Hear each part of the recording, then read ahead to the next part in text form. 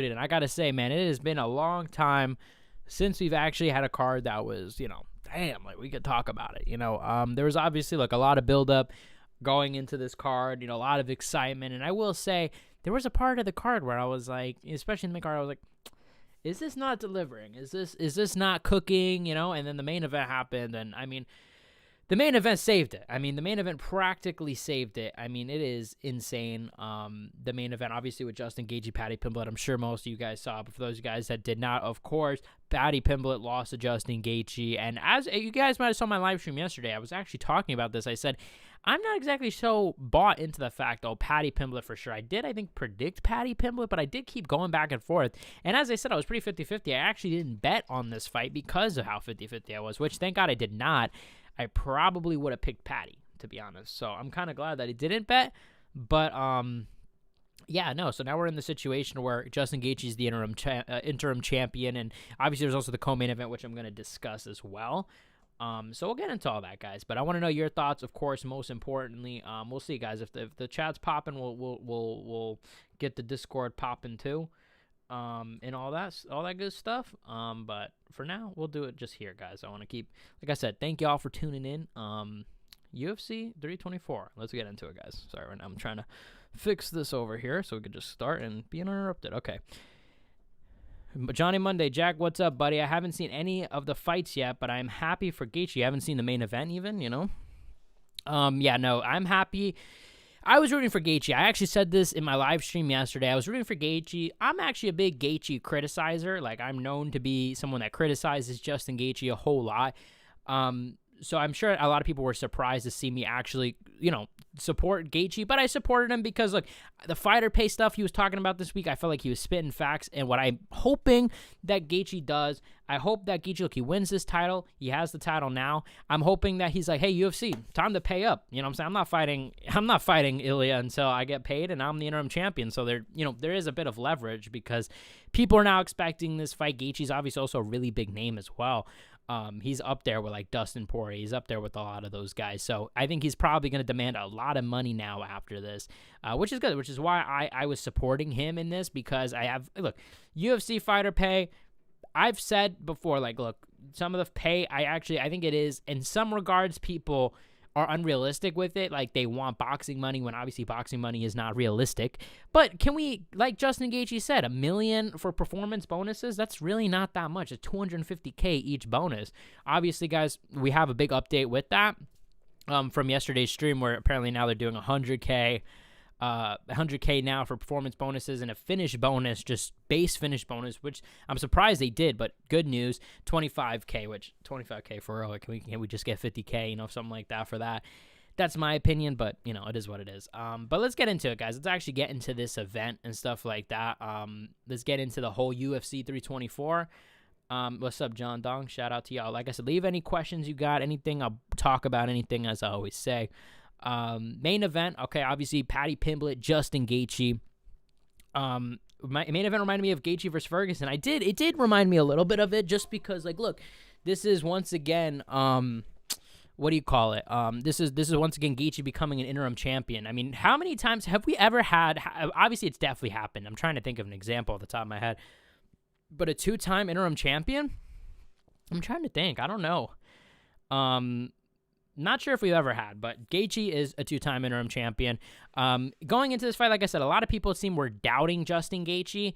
I was one of those people included, sort of, but like I said, I did say not to count him out, because he's a tough guy. Look, I said this yesterday, Poirier, he actually had a pretty good breakdown. He said, look, that Justin, I keep confusing now Dustin, but Justin, he's tough to get away from, and Paddy was probably going to have some struggles with that, and it is what literally happened. I mean, he could not keep Justin off of him. It was constant pressure. And I thought the game plan from Justin Gaethje was a really good game plan. That's definitely what helped. I think that he should have threw more jabs to the body, threw more shots to the body and stuff like that.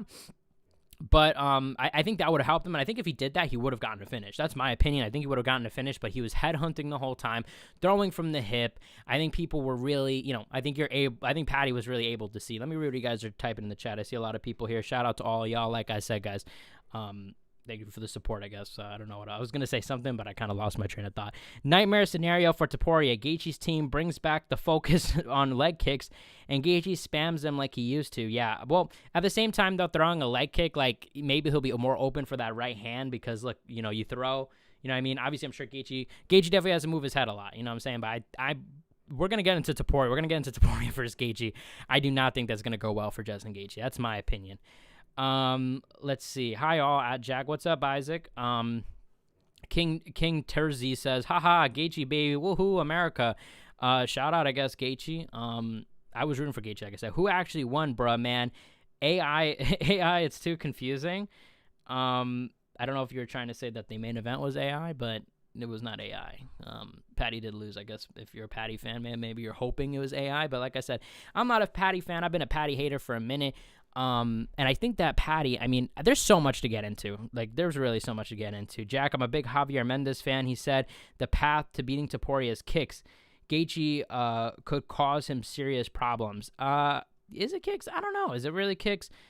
Yeah, probably. It definitely is kicks, definitely keeping at distance. But I don't know if Gaethje, I don't think it's just necessarily leg kicks. I think you need teep kicks, you need spinning kicks, you need, you know, side kicks. Like, if they're, when you look at the fight, I mean, look at, who's the dude that knocked him down? Jai Herbert, right? Or something like that.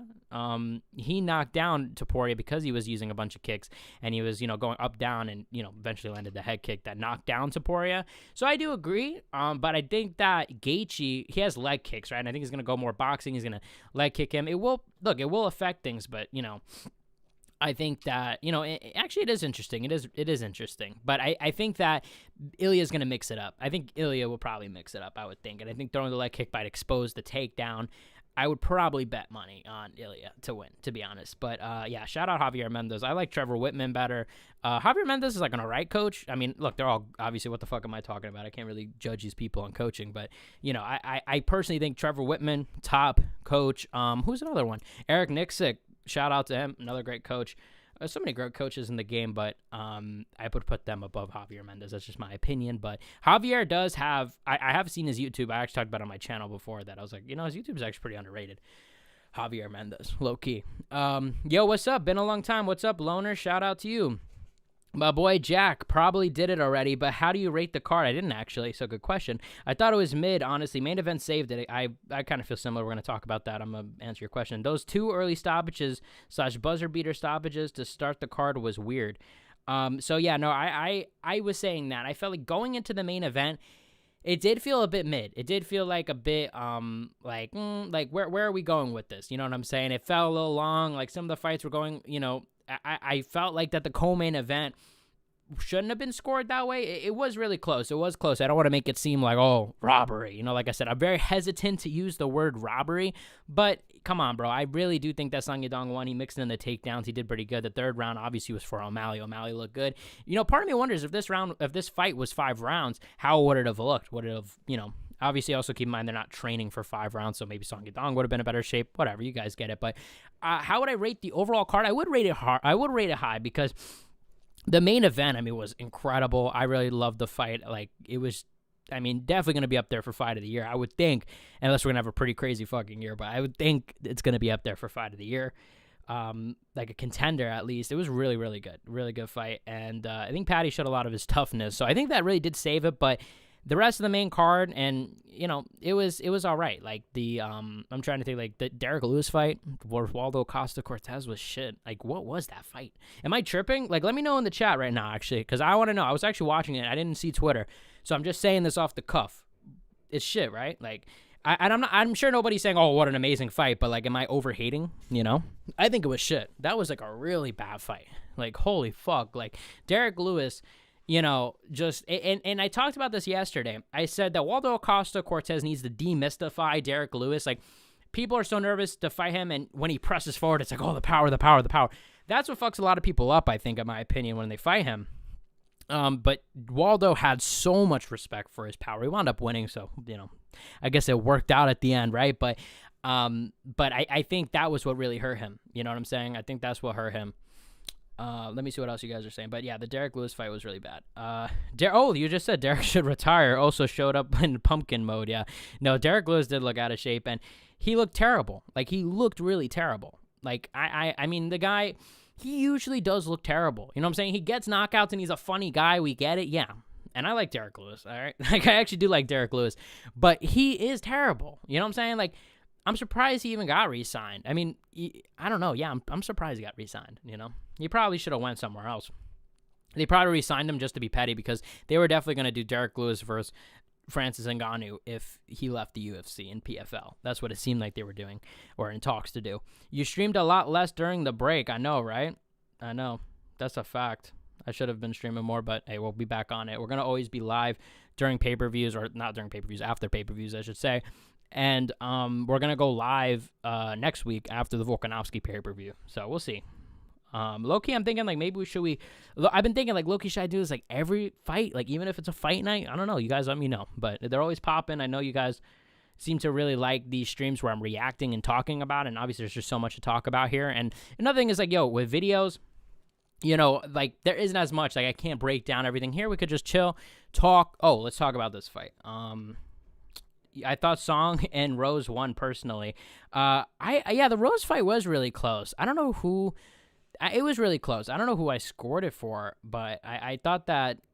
I don't know. I could see, but I think Natalia Silva won, to be honest. That was I assume you mean shite. Waldo did do the best game plan.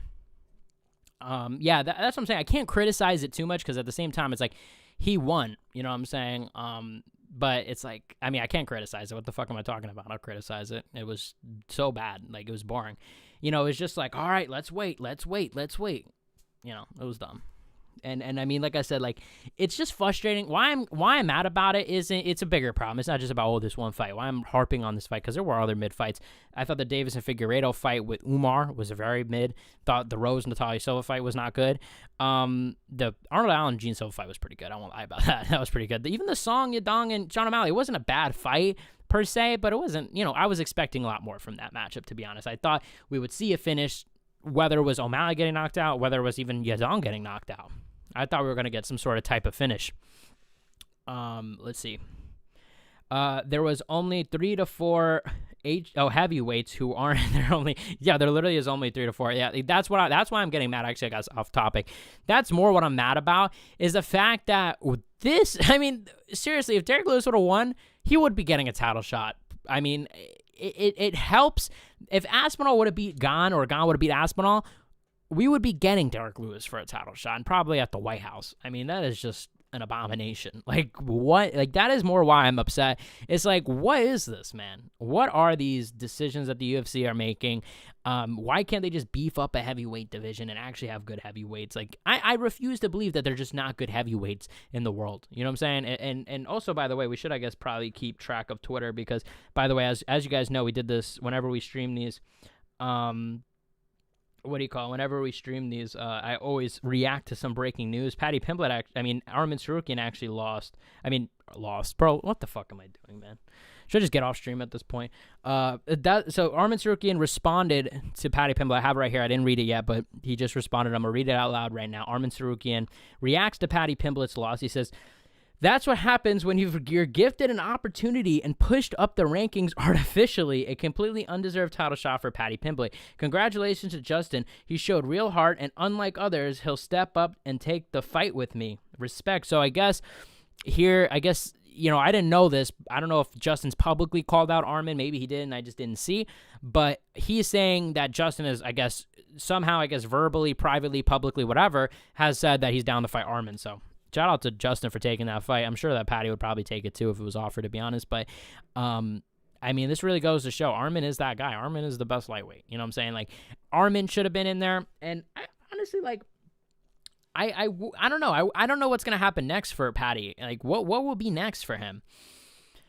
Will it be Arman? It could be Arman. Who knows? It could be Arman Sarukian next. They have beef. But I think Arman has a fight lined up or something like that. I don't know. I think for Paddy, they should give him someone a little easy. Like, Paddy did get rushed. We talked about this yesterday. Like, Paddy hasn't fought anybody good. You know, Michael Chandler is tough, and Michael Chandler in his, you know, not even his prime, because when he honestly entered the UFC, he wasn't really even his prime.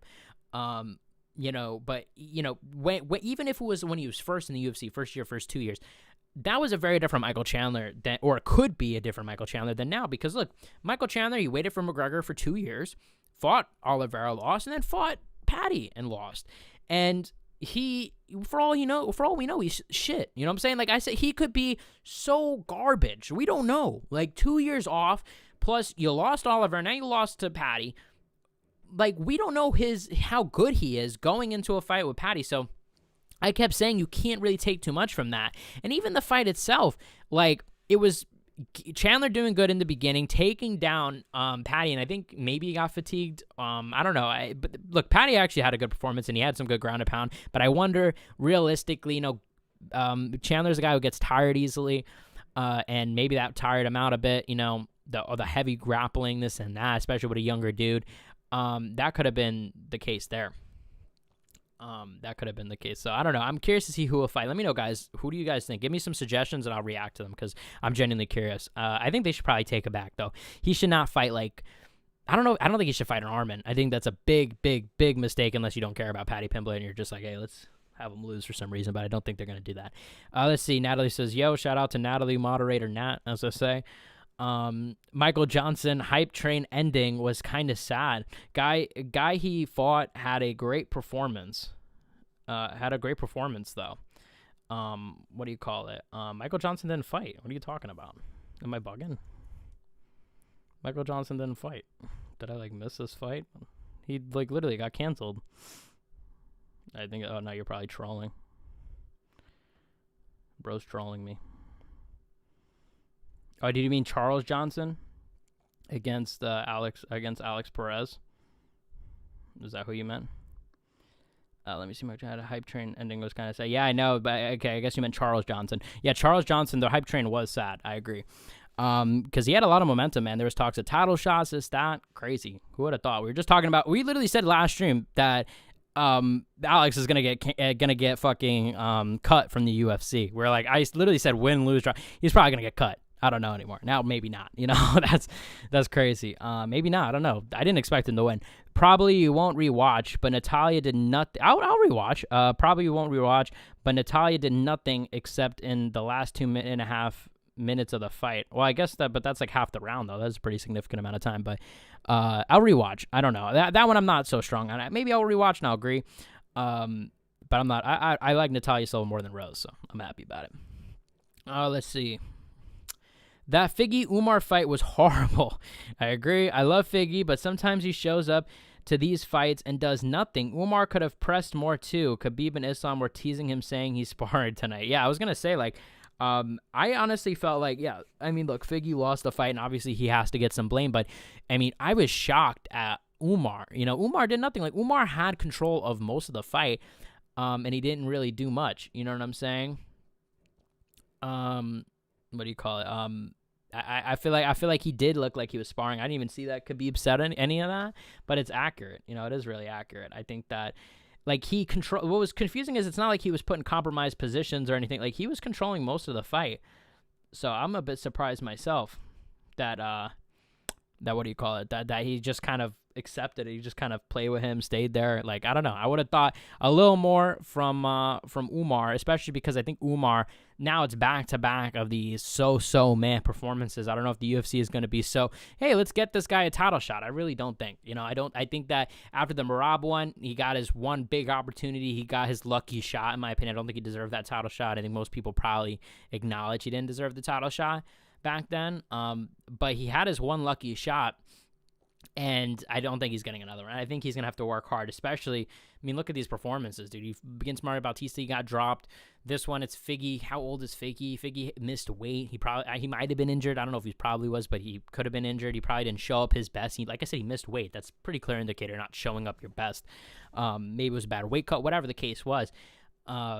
And also, it's not really like Figueiredo really posed much risk or danger, I should say. He didn't pose much danger to Umar, so it's why are you kind of just sitting back? You know what I'm saying? I don't know. I know people are going to be, oh, you don't fight. Okay, well, I'm fucking talking about it, so what do you guys want me to do? Fucking sit here and say, oh, so I can't say anything? I'm a fucking fan at the end of the day. But yeah, that fight was bad. That was a really bad fight, and that was a fight I was really excited for. One of my most anticipated fights of the card. Probably like top. I'm saying outside of the main and co-main event. Most anticipated fight, definitely. It's probably my third, because I was really excited for the O'Malley one too. Oh, I just punched my computer by accident. Hot take: Sean O'Malley versus Song Yadong was ass. None of them went at it. So I didn't say it was ass, but it definitely was disappointing. It was like a decent fight. Like, I wouldn't say it was ass. I think ass is taking it a bit too far, but it definitely was disappointing. Like I said, I thought, you're right in the way that, like, they're both strikers. Like, you would think they would have went at it a little bit more. There was not. There was a little bit of hesitancy, in my opinion. I think that it could have been a bit better. Arman is gonna fight Gamrot. Oh yeah, you're right. I'm getting that feeling. Yeah, that's probably what's gonna happen. I agree. Damn, that sucks, man. I don't want to see Arman against Gamrot, and I feel like Dana, man, Dana's so fucking annoying, bro, with this fucking Arman shit. Like, he is such a salty little fucking prune. You know what I'm saying? Like, what the fuck is his problem, bro? Like, this guy with Arman. Like, I mean, look, as I've said, if Arman genuinely missed away, okay, Gachi, Dana White has an update. We'll talk about that in a second. But what do you call it? Like, if Arman fights, I don't want to see that fight. I want to see Arman actually fight a high-level lightweight. Like, I'm sick of this. Like, I would want to see him fight for an interim title. Like, I would want to see that. I don't want to keep seeing all these bullshit things. And it's like Dana has this feud. It's literally the dumbest feud. Like, I'm sorry. Even if Arman missed weight, like, get over it, bro. This was a year ago. Like, this is ridiculous. There's been fighters that have done way worse. He glazes John Jones. You want to talk about irresponsible fighters? John Jones is the most irresponsible fighters, and he spends his fucking life glazing. He spends his life glazing John. And, like, remember that media tour where he just would nonstop glaze? Even to this day, I'm sure if you ask him about John Jones, he'll glaze. It's fucking crazy. Like, get over it, bro. I want, like, and it's so ridiculous. Like, people ask him, oh, what do you think about the media tour? Oh, I haven't seen it. Shut the fuck up. Like, come on. He's hanging out with his best friends, Aiden Ross, fucking all these guys, the Nelk boys. Like, those are, for some reason, Dana White's best friends. He's fucking, I don't know how old, hanging out with these streamers. I don't mean to be throwing shots, like I said. Now I'm never getting invited to no UFC, no media, no nothing. But it's like, I'm just saying, man. It's facts. Like, I can't deny the facts. But Dana White, speaking of the man, he did talk about Paddy Pimblett. That Paddy went straight to the hospital after the fight, and he said, "I didn't know Paddy had a chin like that." So that's crazy. Yeah, Paddy did get hit with a lot of shots. Paddy's in the hospital right now. Dana White's still talking, so I will be here giving updates. I'm going to get notifications, all this and that. We could talk about it as we continue. Let's see what you guys are saying. You good, Paddy, you be back. I don't know. We'll see. I mean, we really don't know Paddy's ceiling. I mean, Paddy has a good chin, but Paddy, it wasn't really a competitive fight. That third round was and I want to talk about that too, about Paddy Pimblett being pretty salty. I know people are going to be like, salty? He actually was pretty salty. I'm going to get into it. But the third round, yeah, Paddy won. But I think Gachi took off that round, to be honest. And I want to talk about Paddy being salty.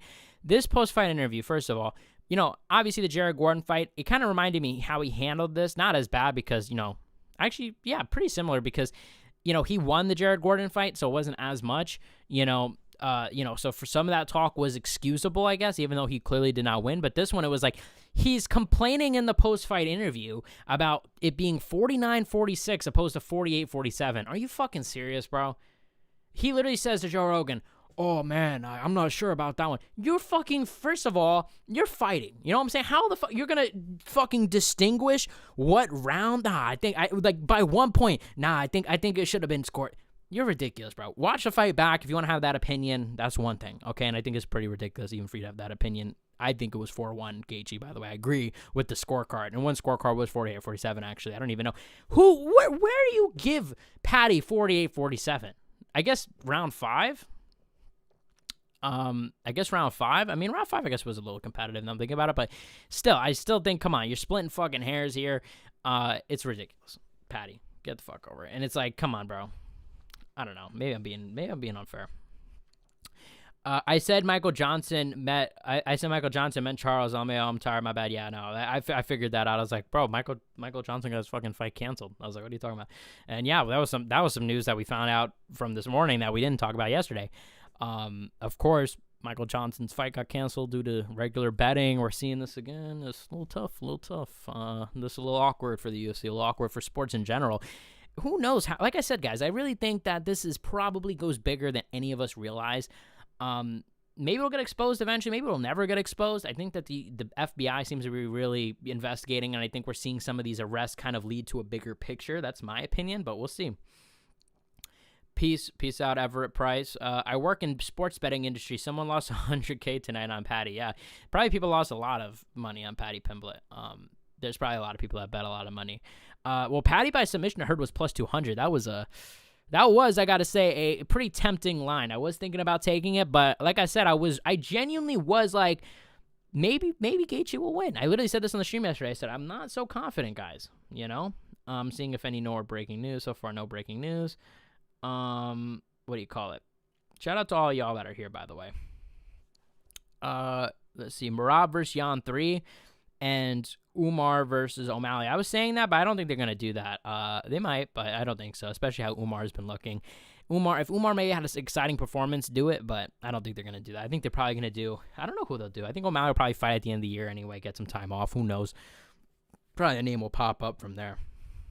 Maybe Yan loses to Merab and they do that. Maybe they do the rematch. I've been wanting that fight forever. We may get a fight I haven't thought about before, but want now. Paddy versus Oliveira. Imagine that. That's actually a phenomenal idea, especially if Oliveira loses to Holloway, which I'm 50-50 on that fight. We could talk about that later, but I'm 50-50 on that fight in general. I'm kind of leaning Max, believe it or not. But I'm going to explain why, and I'm a big Charles Oliveira fan, by the way, guys, so this isn't coming from hate, and I've actually said that I'm not a huge fan of Max Holloway. I know people are like, Max Holloway. Personally, it doesn't tickle the pickle for me. That's just my opinion, guys. I'm sorry. I hope that y'all don't get fucking pissed about it, but that's just my opinion. I just saw this. I'm going to skip to this. Destroyed is an L take. He did better than most people. Fuck. What are you talking about, bro? What?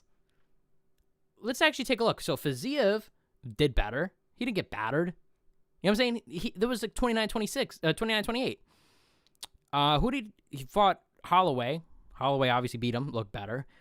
Did he fight Fiziev before that? Who did he fight before that? Fiziev, I think. And once again, Fiziev arguably won that first fight that they had.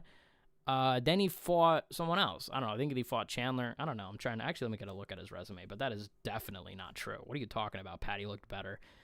Paddy did not look better. I mean, you want to say, look, there's a lot of... I'll say this about Paddy because I've been criticizing him a whole lot. If you guys want me to give him a compliment, I'll say this. He definitely looked tough. Definitely looked really fucking... Like, yeah, his chin was no joke. Like, when he says, Scousers can't get knocked out, I was kind of like, okay, whatever.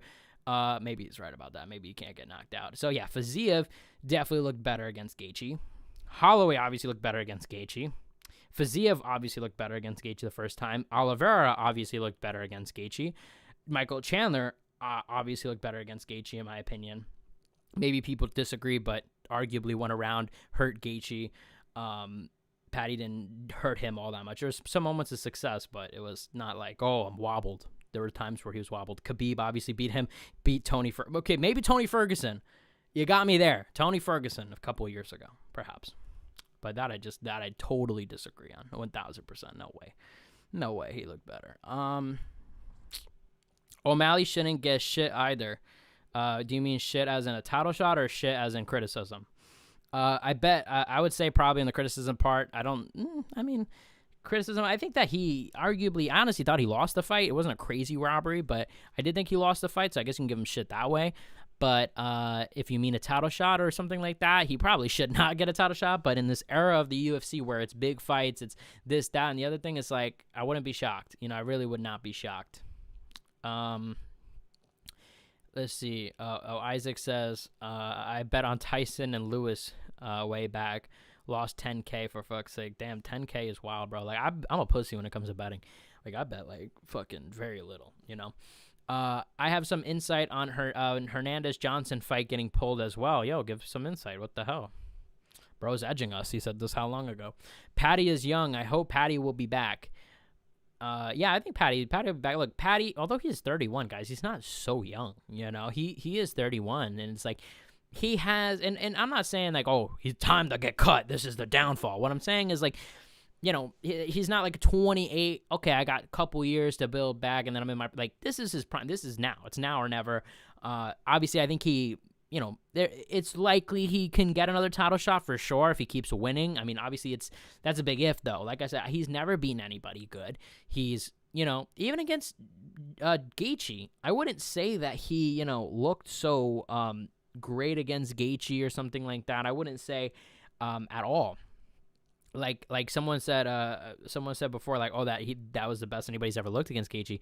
Not true at all. He actually looked bad again. There's been mad people. The last person, like I said, was Tony Ferguson, who had cut weight a month prior, or not even, like 3 weeks prior, 2 weeks prior. Did not look good against Gaethje. And even then, he dropped Gaethje. He actually dropped Gaethje with an uppercut. I'm not gonna sit here and say that Ferguson performed better. He got finished by Justin or whatever. But I'm just saying, it's not fucking crazy. You know what I'm saying? It's insane. Let's see.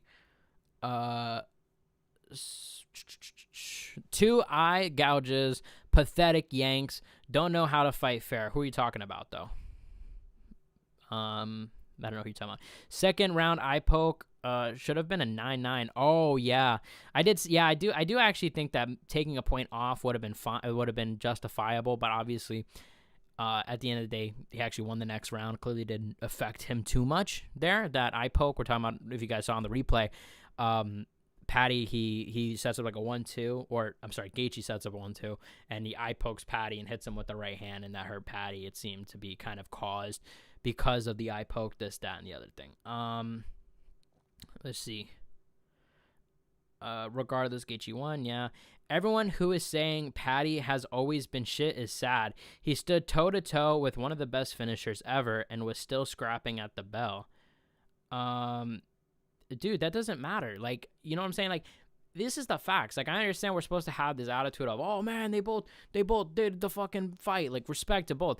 And respect to both. Look, I'm not stepping in there. All right, look, I probably wouldn't have lasted 5 rounds with Justin Gaethje tonight. You know, Gaethje looked bad. Like, he looked violent. You know what I'm saying? So I'm not even saying I would have lasted. That's why I said props to him being tough. But just because you're tough, it doesn't mean that you're good. That doesn't automatically. It's actually probably the opposite. If you're known for being tough, you're probably not that good. You're probably getting your ass beat. You know what I'm saying? And like, that's the only thing we could say. So that's not true at all. So I 100,000% disagree with that take. I think that when you actually look at Paddy Pimblett, I'm not going to say he's shit. I'm not saying he's shit necessarily, but to act like there aren't unknown, I don't think he's good. I'm not here ready to say he's one of the elites. He might never make it to the elites. He was, as Arman Sarukian put it, and I'm going to see if there's any more breaking news, by the way. Apparently Khabib congratulated Justin Gaethje. But as I was saying, like, look, we don't know about. I'm not convinced that he could be one of the best lightweights ever. I'm not convinced that he could be even one of the best right now. I think that, who knows? He could fight Fiziev and lose. You know what I'm saying? He could fight. I think the Fiziev fight would be interesting. I don't think they'll do it because that is a risky fight. But at the same time, I don't think it's as risky as some people think it is. I think that Paddy actually has a fair chance in that one, especially with the chin. I think that, he has a big reach advantage, a big length advantage there. That will help him, especially with the kicks and stuff, and I think that he can get a takedown. I'm confident he could. There's definitely a way he could beat Fiziev for sure, in my head, I think. But also Fiziev, we don't know how good he is, He's someone that, has a lot of hype, and I think that he's good. I do think that Fiziev's good, of course, and he has fought good matches and had good moments, but he's another guy that we don't know if he's the best right now. So, once again, even comparing him, I think that wouldn't be a bad fight, realistically. I don't know if they'll do it, but that wouldn't be bad. I would like that. Main event, fucking Paddy Pimblett versus Rafael Fiziev, UFC London or something like that, UFC Liverpool, if they go to Liverpool instead. But if they do something like that, that would be insane. So I still think it's fair to say he's shit. I don't necessarily, I wouldn't say he's shit, but if someone's going to say, oh, he's shit, like, to be fair, like, he hasn't fought anybody good, and there's been a lot of performances where he has looked shit. And this one, like, he did look shit. Like, to say he didn't look shit in this fight would just be lying. He got his ass beat. And I'm not, and this isn't me being a hater. I'm not saying, oh, he's going to retire. It's just facts. I hate to be this guy, but it's facts. Oh, shout out to you, Kev Larson. I appreciate the donation. Eye poke early is a cheap as desperate move, or cheap and desperate move. And if Paddy need him in the nuts, then Justin has over ease. People miscarried that when the ref didn't call the shot delivered to Paddy. Let me reread that because I was having a little difficulty there. Eye pokes early is a cheap and desperate move, and if Paddy need him in the nuts, then Justin has Ovaries. Oh, ovaries. I see. People miscarry. Oh, I see what you're saying. Ovaries. I didn't get it. I was like, ovaries? Ovaries. Okay. Not how you spell, but, shout out. I appreciate it. People miscarried that, or I don't know what you're saying, man. I don't know. I wish you would have double checked it, because I feel bad you could put in the donation. I'm trying to answer your question, but I like the ovaries part. But it is cheap and desperate. I agree. Like, obviously, look, cheating, I always say it needs to be, harshly judged, harshly implemented, these things, because look, people cheat all the time. You know what I'm saying? Like, I do believe that there's people that cheat and they're like, look, I'm in a situation where it's not great. I'm not in a great situation, or whatever the hell the case is. And I need a break. That's a fact. I do think that there's people like that, or that they drag about fouls, which that's one thing. I think, honestly, fighters that drag fouls and kind of make fouls bigger things than they are, I actually don't think anything's wrong with that. I think that's part of it. That's what I think is part of this accountability as fighters. You have to be responsible for your own weapons. And hey, if you foul somebody, there's a chance that a fighter could fuck you over in that moment where you could have momentum and now it's broken. Hey, I need a break. That is why fighters hopefully should be afraid of these things. But what do you call it? Yeah, no, but like, as I was saying, Paddy shit and all this. Let's see what else.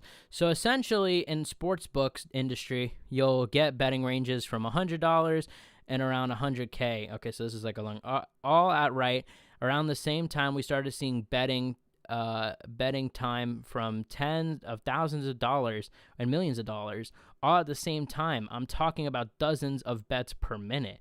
Just at my sports books, we had 40 million come in 45 minutes in very few bets. But was it on the same fight, or what was it?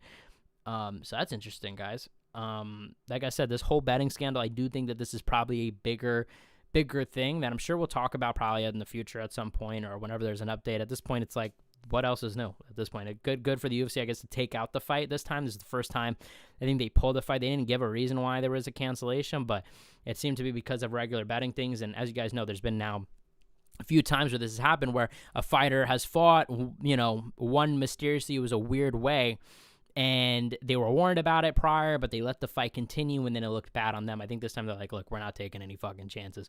We've believed people before, and that's that. We're calling it a day. Let's see. Oh my God, where is this? He got beat up. Dude got brutalized in front of the world. At least he didn't quit like Dustin. Against Gaethje? I don't think Dustin quit against Gaethje. I mean, he got knocked out with a fucking head kick, bro. I wouldn't say that. He got sparked there. So yeah, I wouldn't say that. Missed. Don't know what you mean. Basically, Justin got away with the low blow, but the same shot for Paddy wasn't even blinked at by the ref. Yeah, I mean, look, obviously, look, these things are going to happen. Sometimes there's bad referee. You know what I'm saying? Like, I don't think this is, favored. And I feel like if if we're going to talk about the refs and judges favoring anybody, it would probably be Paddy, right? That's what I think. Basically, Justin got away with the low blow. Oh, yeah, I read that. He is trying to say they missed when Paddy got hit by nut shots. I mean, bro, I think that he got hit. Like, I don't know what you guys are talking about, what specific time. He did get hit with, there's a lot of fouls, but YouTube wouldn't let me deliver it based on spelling. I wouldn't say ovaries. Oh, I see. Okay. But shout out to you. That was funny. I like the ovaries. And thank you for the donation, by the way, again. It was Hernandez versus Johnson fight only. Yeah, I know it was only there. Yeah. It was only that one, 40. Oh, wow. So this guy is claiming that he works at a sports company and all this, and that 40 million bets came in 45 minutes. I mean, like I said, take him at his word. Obviously, we can't actually verify that he is telling the truth, but if this is true, this is fucking crazy. 45 million. That is 45 million, bro. That's like, I don't even know. Like, that's mad people. That's like, I don't even know. That's like, I feel like that's like a decent size of the population. If you actually think about it, it's like probably like 1% or something. Like, not even 1%. I'm fucking bugging. I mean, it's probably like, what? I don't know. I can't do the math, but it's a decent amount, man. There's 8 billion people. Probably like 1%. I don't know. Whatever the number is, but that's a lot of bets. Dana White crying in the corner. Yeah, for sure. Also, I don't know how much these people were betting on Paddy, but most bets I saw were for Gachi. Paddy has to have a lot of supporters out there. Yeah, no, I think that, and so I think that a lot of times, like, we believe in these narratives, And it's like, we believe in these narratives. It's like, oh, the fighter, Gaethje, we've seen how many times these old fighters, they lose.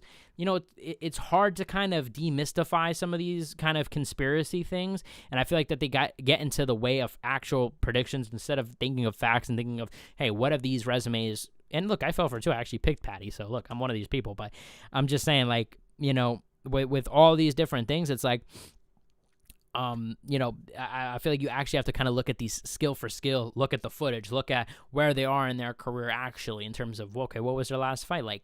And like I said, Paddy Pimblett and Gaethje is also another guy, and that's why I went with Paddy, is because I also said, like, look, we don't know how good Paddy is. Paddy lost against Holloway, went out for a year, fought Fiziev on short notice, Fiziev coming in on like 2 weeks notice against a Gaethje who was training for a full camp, I believe a 5-round fight too on top of that.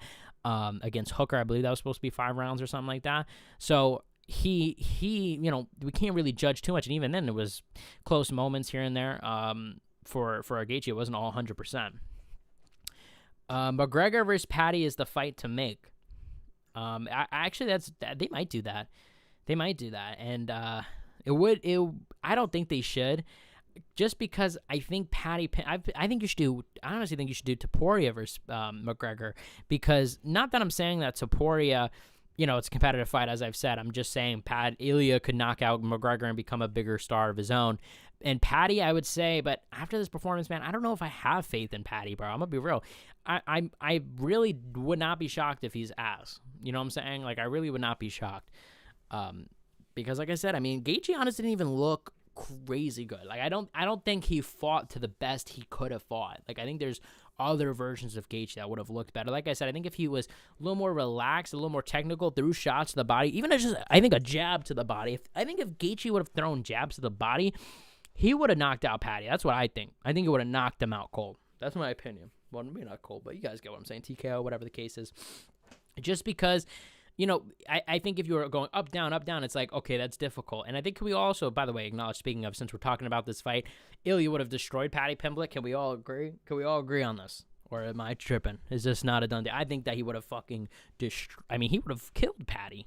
Again, that's the thing, is like, that's why I don't think you should do Paddy versus McGregor. You should try to get McGregor against a guy who actually has potential to be a star. They're probably going to do a UFC fighter that's around his range. Maybe they do. Oh, Justin Gaethje won. I forgot. I'm acting like Justin Gaethje fucking lost. I was going to say Gaethje because I was thinking prior to this they should do Gaethje versus McGregor. But obviously, Gaethje won, so not going to happen. At least, who knows, though? You never know. I mean, he could win and they could do it anyway.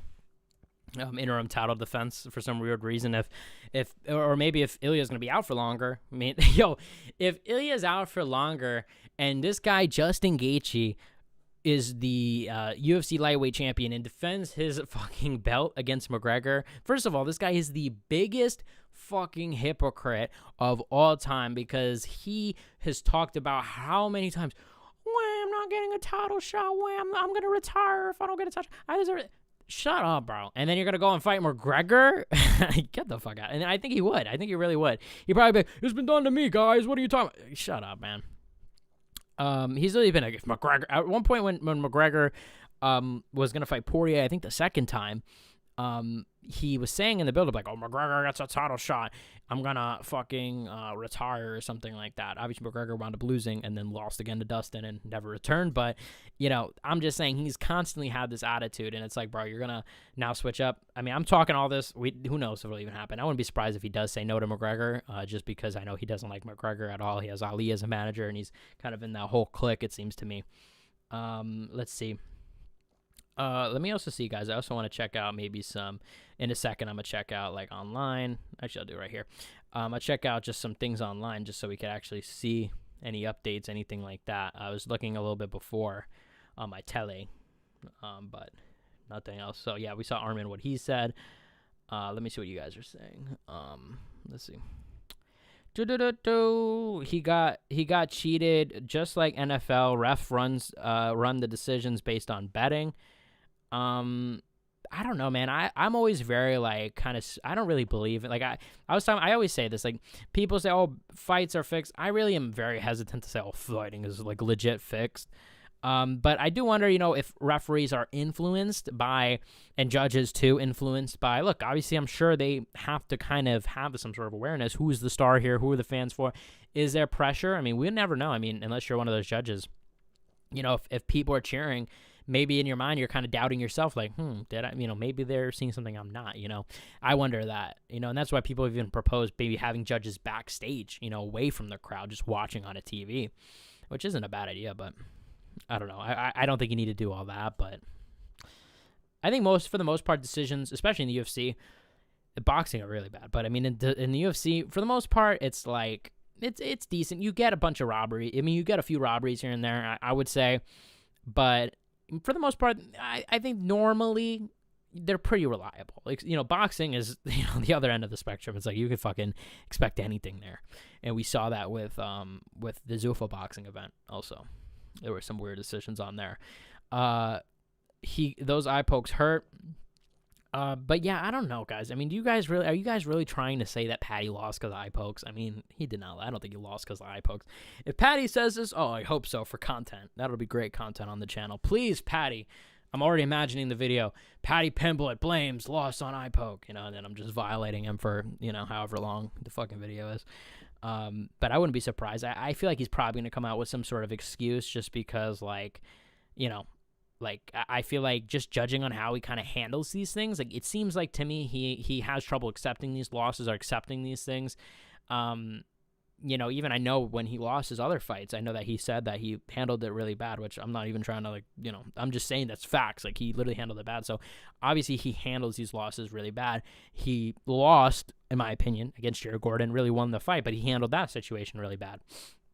And now he, I kind of think that Paddy actually, I really, now I'm really fucking hating, man. I really am. I was about to say, like, honestly, I think he's a bit of a narcissist to himself. Like, it's like, he's so weird, man, because I feel like he's really hyper conscious of the fans. Like, I think he's, I think he should just not give a fuck and do him. But what do you call it? My point is, I don't think he handles these things well. So I wouldn't be surprised if he winds up fucking saying, fucking the eye pokes. Dude, are you serious? Especially because I'm already seeing people in the chat say it. So if people are saying it online, I'm sure that, and this is just the chat, I wonder what Twitter's saying his fans are saying, I don't know if there's any Paddy fans. I'm sure there are here. I would honestly, I honestly don't like Gachi or Paddy. I'm going to be honest with you guys. I'm not a fan of either, guys. I actually don't like Justin Gaethje. I've criticized Justin Gaethje a bunch on the channel. I said he's a baby. I was just making fun of him before. Paddy Pimblett as well. Obviously, that goes without saying. I don't even need to really explain myself on why I don't like Paddy Pimblett. But yeah, like I said, like, that's how it be, man. Fucking, whatever. Let's see, guys. What are you guys saying? We should have Bilal on analyst desk instead of Cruz. Bisping DC. All of his major predictions were actually right tonight. He also predicted Islam, JDM, Ang versus Pereira. Yeah, look, Bilal, I've been saying forever, man. The guy gets too much hate. I feel bad for Bilal a bit. I know Bilal, look, he hasn't really done anything to deserve the hate in a way. You know what I'm saying? But he's born a fighter, man. That's just what it's gonna be. Not 40 million bets, $40 million. Oh, okay, I was going to say 40 million bets is wild, dude. I'm like, I was kind of suspect. I was like, 40 million? Okay, $40 million in bets. I could believe that, man. And like I said, who knows? Do you know how many accounts it came from? Like, can you say, hey, it came from, I don't know, 3 accounts to 100 accounts? Like, I'm not asking for an exact number, but like, decent, estimate, just so we can get an idea. And I think that would tell us a lot. Like, if it's one person, then clearly this has to be a big, well, I don't think it's really one person, but a big operation. If it's very low people, if it's a lot of people, maybe it's just a bunch of, literally a Discord server of dads like, hey man, let's fucking watch UFC. Let's fucking, get these answers, these leaks, and fucking make money. I don't think that's the case. I think it's mafia. I think it's a big operation. That's my opinion. That's my conspiracy theory. I went to high school that was known for multi-fights daily. There were a lot of Scousers, and yeah, them motherfuckers could take a dish out a beating. Both lads wound up looking like Paddy or Chandler after. Yeah, I mean, like I said, I was a disbeliever, but Scousers really do not get knocked out. After watching today, Scousers do not get knocked out. Because yeah, he took a beating, man. That's what I'm saying. Like, look, I can shit on Paddy. There's a lot to shit on Paddy about, and I will shit on Paddy, and I'm not going to stand for this. I see some people in the chat saying, oh, like, he didn't look good. He looked shit. He looked terrible. He got dominated, and I'm not even, look, this is just facts. Like, this shouldn't be controversial. I'm sure Paddy will say this. I'm sure Paddy wants to say this. Paddy, I'm sure, would rather say, hey, I was shit that night than, hey, that was me, and I did, like, no, he did not look good.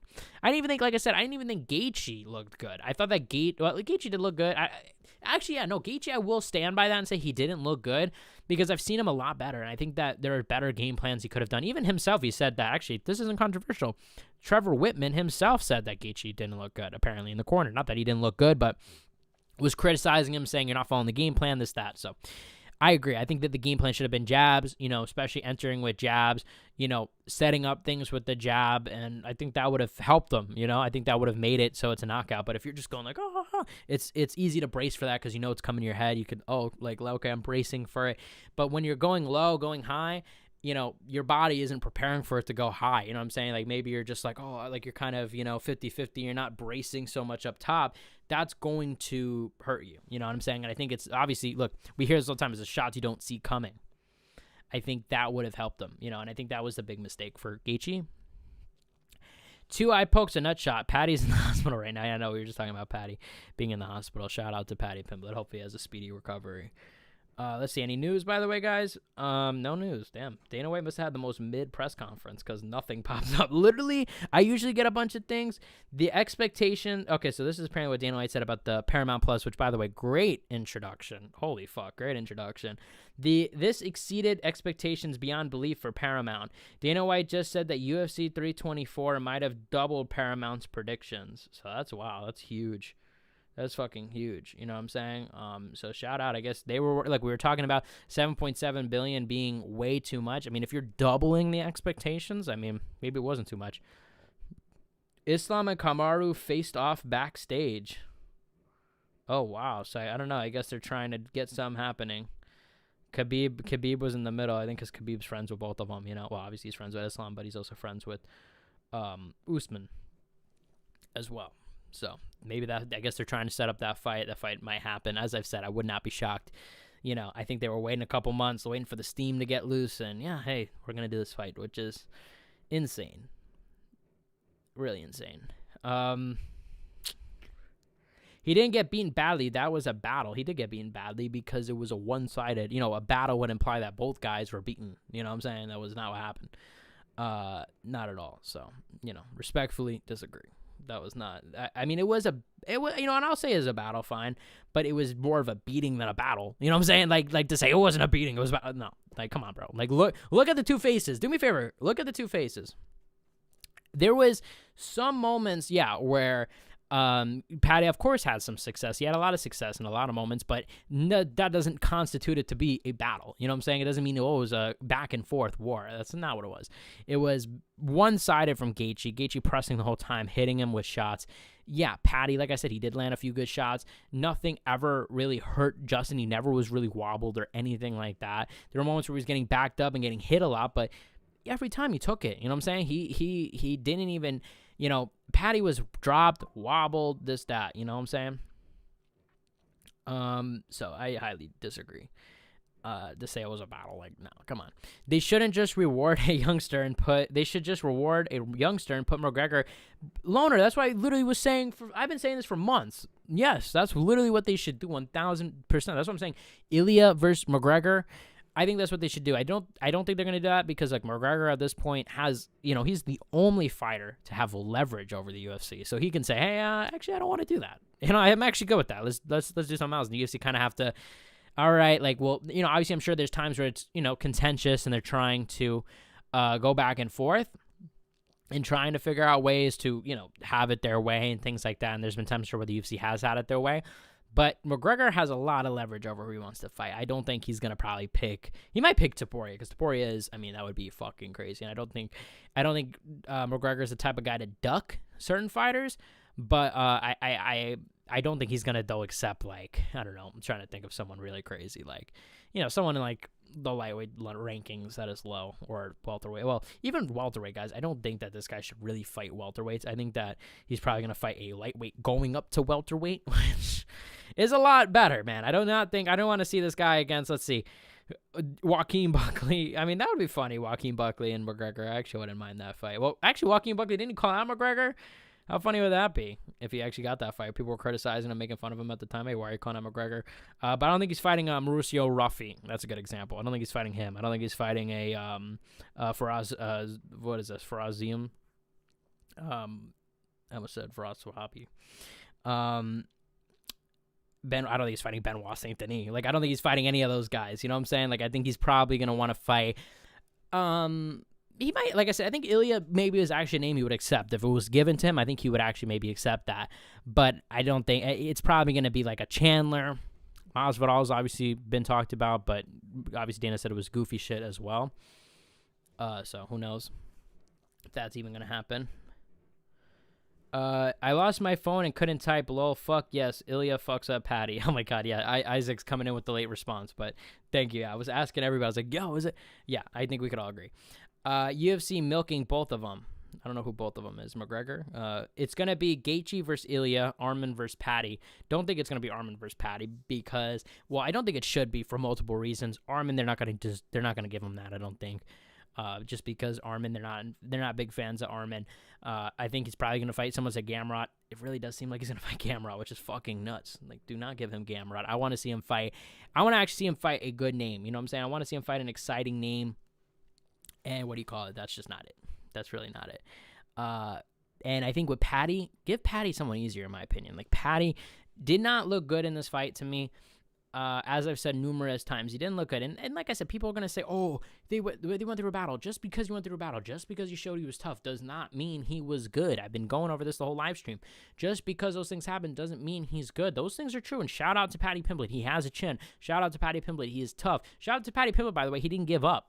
Credit, that's huge. That's the biggest thing I think I can commend him for is we like there were so many times in that fourth round where he could have said, or yeah, in the fourth round, look, I lost 2, I'm losing this round. What am I gonna do? But in the fifth round, look, he fought, he tried, and he really went in. I'm surprised, guys. I'm curious to know what you guys think. Why do you think he didn't go for as much takedowns? He really didn't go for many. I don't know if it could be an injury, you never know. Maybe that he was going into the fight with that he couldn't grapple, but I saw his coaches were saying, oh, grapple. Maybe a shot landed that injured something at Paddy early on, and we've seen fighters kind of be paranoid, not wanting to tell their coaches things in between rounds because the cameras pick it up, this, that, and the other thing. So maybe that's what happened, but it was weird to me. I was surprised. Let's see. But yeah, no, I think Arman will fight Mateusz Gamrot, and Paddy versus Oliveira would be a good one, especially Oliveira if he loses to Max. That might be a fight that he could win. You know, I think the UFC will view him as winning. But it's a dangerous fight, though. Oliveira is dangerous just from his jiu-jitsu alone. It's fucking dangerous. Yeah, I can't really say any amount to count, but it was incredibly sus amount of accounts because it was so low. I have to protect my identity. These bets, there were bets coming in that were double the amount of the highest I've seen. Yeah, so very confident bettors. And on the Michael Johnson fight is crazy. Like, you're going to bet $40 million on that fight in 45 minutes is crazy. For that fight, like, on the early prelims, definitely suspect. Could have been better, but could have been better. It was an amazing card, but not, I mean, it was a good card, but not amazing. Shout out to Nipples Malone, by the way. What the fuck is that name? I agree with you. Yeah, the card was definitely feeling like, I wasn't sure I was going to come on here and be like, this card is, but I got to say, the main event saved it. It bumped it up. Shout out to the main event. It hyped me up. Made me say, oh, fuck, yes, let's talk about UFC. And man, this is what we haven't, and maybe it's because UFC hasn't been around in a while, but this is the UFC that's good, man. We've complained a lot about UFC. This is when it's good. Like, let's have the good fights, and I'm sure I didn't see Dana White yet. Obviously, like I said, I've been live this whole time. I'm getting like updates and stuff from Twitter. Oh, Dana White confirms Michael Johnson versus Alexander Hernandez was scrapped from UFC 324 card as a result from irregular betting. He says he received a call from their betting integrity partners and didn't want to take the risk. So yeah, that's big. So that's a good thing, guys, because I think really, this is the second time that we saw, and also apparently Dana White confirms referee Mark Smith blew ACL out in his fight between Atiba Gauthier and Andre Puliev tonight. Wow, that's crazy. That's a crazy, man. Bro tore his ACL reffing a fight. But big news, confirmation, though, that the fight was scrapped for regular betting activity. So we'll see how that kind of plays out as we continue to go forward and continue to do all of that. I'm trying to see what else, guys. Doesn't really seem, I guess he didn't really give too many updates or anything like that, right, guys? Let's see, UFC 324. Yeah, I guess there wasn't really too many. I guess Dana White kept it dry. He was a dry guy at the press conference. What can I say? Paddy's face looked bad because of the eye poke and his busted nose. He hurt Justin but didn't cut him. What's annoying to me is the people who were up Paddy's ass are all saying he's always been garbage on Twitter. Ronda Rousey was right about them motherfuckers. So, first of all, like, come on, bro. Justin's face didn't look that bad Paddy's face didn't look bad because of the eye poke. I mean, bro, what about the punches that landed that were, like, literally swollen up his face as we saw live? No, like, there's a lot of damage. I mean, I agree with the eye poke definitely sucked. It definitely did affect things, but no, it wasn't just because of the eye poke. And yeah, I agree. He hurt Justin as you would hurt in a normal fight, but it wasn't a wobbling. It wasn't something that was super, super significant, at all.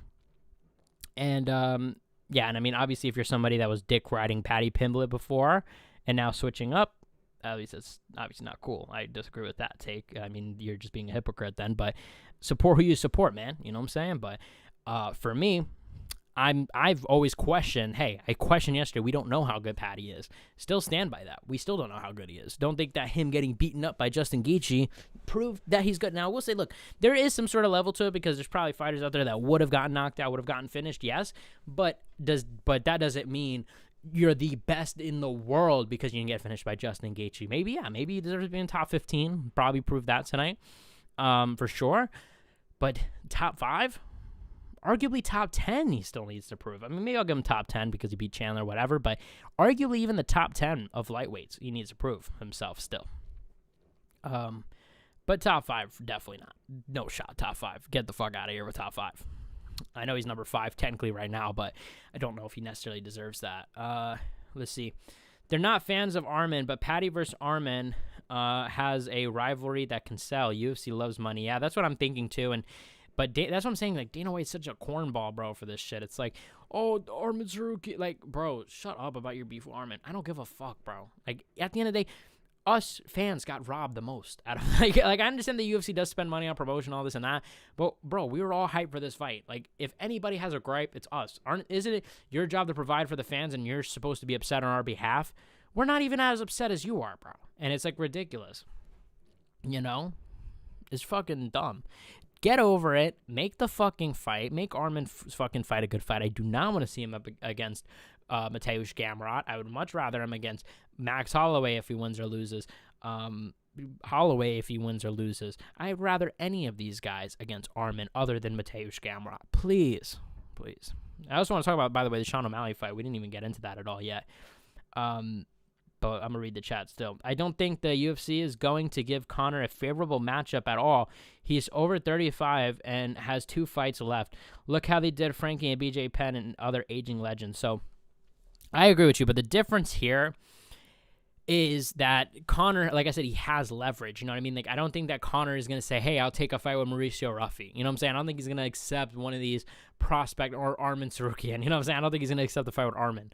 I think that he probably wants exciting fights, big fights. Like I said, I think he would take Ilya. I think he would actually accept Ilya, and I'm sure the UFC, maybe they would be down to give him Ilya, and I think they should. But I don't think they're going to, they have to, at the end, they still pick and choose. Maybe they'll do. And I think, he has 2 fights left on his contract. And by the way, guys, we're talking about this like it's a done deal. Personally, what I think might happen, and here's my new prediction, I think what will headline the White House is Gaethje and Ilya, because I don't think that they're going to get a deal done with McGregor. McGregor right now is saying his contract is void. He's the only fighter that's done that. That's a pretty big deal that he's doing this. Most fighters, the UFC seems to, talk to them, maybe not even talk to them in certain cases, like Justin Gaethje claimed, and I know Dana White said, oh, he missed a text. I don't know what went on with that whole thing. I don't know what's going on. Maybe we'll get Gaethje's response today at the post-fight press conference. But what you call it? What was I saying? Oh yeah. I think you have to. I think they have to pick and choose with him. I don't think that, they're in this. They're going to enter a negotiation period in February apparently with him. That's what McGregor is saying, because obviously pay-per-view's gone. According to him, his contract was kind of structured around pay-per-view. I don't know what that means. I don't know if he took a pay cut in order to accept more pay-per-view, you know what I'm saying, and accept more of a pay-per-view share. Now that there's no pay-per-view, it's not as easy to kind of slice that all up. So will they have to, how much will they have to actually realistically rework this deal? It could be pretty tough to do, and I don't know if the negotiation will take, look at these split, we're in the room, boom, boom, boom, okay, let's sign these. I think McGregor has a very savvy team. I think McGregor's team realizes the money that he could be making outside the UFC, and that they actually have the UFC kind of at gunpoint here. People are expecting this Conor McGregor White House card.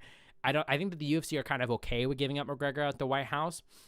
I think that's why we've kind of seen Dana White shift away and say those things about McGregor, because they are, going into negotiation period. And I think that they're smart enough to say, hey, we can't, if they're promising McGregor versus Chandler, that gives McGregor all the ability to say, well, give me any money, give me $40 million. You know what I'm saying? Give me $40 million to fight, because that's fucking, you're saying this, and now you got to own up and you got to pay up now. I don't think that the UFC actually do care all that much to live up to the promise, to be honest. I think they'll probably flip it and say, he asked for an unreasonable amount of money, this and that, I would be shocked. I would be shocked if they get a deal done. Realistically, thinking about it with my brain, I'd be shocked, because it's just to me, it's just like I said, it's unfathomable, guys. The amount of money Conor could be making outside the UFC. He could do, he could. I know that now Saudi's kind of with Dana White, and maybe that hurts things. But realistically, going into boxing, I'm sure he would get a much bigger purse than he would in the UFC. You know what I'm saying? He could literally probably start his own boxing promotion, like, Jake Paul did with MVP and, other people. And he basically could just fight other boxers, fight other, MMA fighters that are crossing over, or whatever the case is into boxing. Maybe Nate Diaz versus McGregor for the first event. And, bro, he would make a shit ton of money as a promoter and as a fucking fighter. Both, you would get two massive fucking checks from himself, really, because it's his own fucking promotion. But my point is, there's endless things, and to say that this deal is going to be so easy, I don't think so. And I think that's why the UFC are kind of moving away from this McGregor thing, so it's not as much as a crutch for them. Hey, look, this is what's going to be at the White House. I think they're saying, hey, we're negotiating, we're going back and forth. And I don't think they're going to get a deal done. That's why I think that they're going to do Ilya and Gaethje. Obviously, that's just my opinion. No inside knowledge. That's just what I think. So yeah, there's a lot of fighters that would have folded under that pressure. I agree. And look, like I said, I do think that there's to say, there would have been fighters out there that would have been finished, but there also would have been fighters I think would have beaten Gaethje tonight. A lot of fighters. So I don't think that, I don't think that just because he looked better than maybe other fighters or whatever doesn't mean. I'm not saying he's shit even. I'm just saying that we don't know how we don't know that. He could be shit, to be honest. I'm not here to count out that he's not shit. We'll find out eventually when he takes on more matchups, 1,000%. Because as I said, if you actually look at his resume, the guy beat Michael Chandler, who was 2-year layoff, lost to Oliveira, then went up against Paddy Pimblett. He could be totally garbage for all we know. We don't really have much to compare it to. Beat Bobby Green. Bobby Green, bro. This is the names that we're talking about. It goes from Chandler to Bobby Green, bro. And yeah, tough. That is extremely tough. Tony Ferguson. Don't forget about Tony. How could we forget about Tony Ferguson? Oh my God, how could we forget about him? Shout out. Big names on the resume of Paddy Pimblett. Yeah, so I'm not ready to say that he's not trash, but to say he's one of the best in the world, no, don't think that at all. He could wind up proving that he is. Maybe. I could be wrong, but I don't think he is, to be honest. I think that, honestly, Paddy is going to get fraud checked. I think that he's going to go... I don't know if he'll go on a losing streak. It depends who they match him up with. But I'm not sure I don't think he'll be a UFC champion. That's actually my opinion. I'll say that. I don't think the UFC cares if Conor fights anymore. They make $20 million a card no matter what. There's no pay-per-view. Paramount might want it. There's no pay-per-view. Paramount might want it, but the deals are already signed. Yeah, I guess I understand what you're saying, and that definitely is something to think about. Is the UFC as motivated to even sign Conor? Because you're right. They don't have pay-per-view. But at the same time, I'm sure that having a McGregor fight offers so much more revenue to them. sponsorship, brand awareness, this, that. It does help them, but you're right. There isn't, oh, look, we need to sell pay-per-views. So essentially they're getting paid the same amount no matter what. Is it, unless that they genuinely have a motivation to put McGregor on and they want to put on a big fight and they know that McGregor will be a big name. Maybe that's the only motivation, but I don't know. Told you, I don't know what you meant, but I told you about the betting thing. Yeah, I know, it's crazy. You missed a chat I put when he was talking about Gaethje about how Gaethje looked. I don't know what you said. He hurt. I don't know. Oh, Justin looked terrible, swinging for the fences, unbalancing himself. The only part of his game plan that looked good was the takedown defense. Yeah, he got the result, but yeah, he got dominated. No, I agree with you, actually. I agree with you. I said that. I don't think he looked that great, and I think that actually... Yeah, I just read that again. Yeah, no. I agree with you, and that's what I was saying is, Gaethje won, but I don't think he actually looked all that good, to be honest with you. Like, I think that the game, like I said, I think the game plan should have been if he would have utilized his jab, and he has a great jab, by the way, Gaethje, which is very confusing. He has good boxing. If he would have utilized that, I think he would have gotten a knockout. I think he would have knocked him out. Dana laughed off a renegotiation with Conor. I don't think they will. What? Did he do that at the post-fight press conference? Wow, that's a really bad sign. The UFC, no doubt, has Conor's contract frozen. They won't let him box or do bare knuckle. I am positive the UFC will want to make a point. There's no fighter bigger than the UFC. I mean, yeah, but I think they're going to have to do something, no? Like, they're going to have to, like, I mean, maybe not. It's crazy. And if they do that, I mean, I think it's fucked up. I mean, it is like, like, to have the whole deal renegotiated is a big ask from Conor. Like, that is, most of the time it seems like the UFC is like, oh, we'll add a little thing here and there. Like, okay, we'll add this to kind of substitute the pay-per-view. Not the case here, apparently. I don't think that Conor, and another big question is, how many fights does Conor want to sign? Are the UFC going to try to say, okay, well, now you got to fight 5 fights. Well, maybe Conor doesn't want 5 fights. That's pretty much the rest of his fighting career. He's going to be in the UFC then. Will he want 2 fights? Hey, same amount of fights, but I want more money. I don't know. I don't think that's realistic. I don't think you could ask, hey, let's renegotiate this and keep the same amount of fights. UFC, no shot. I mean, that would just be dumb to do in general. Like, lock them in for as many fights as you can if you're the UFC, and try to get it done. Not that it even matters. Conor doesn't even fight anyway. So I put it again. He had 0 technical striking. I agree. Just trying to knock Paddy's head off and broke his hand in the process. I didn't even know he broke his hand. I saw the commentator saying he was adjusting it, but don't know if that was confirmed. Let's see. Dana White reacts to the new $25K finish bonus, saying the UFC used to pay fighters different amounts based on how they fought. Everybody on the card would get a check for different dollar amounts depending on how they fought, ranging from $5,000 to $25,000. Yeah.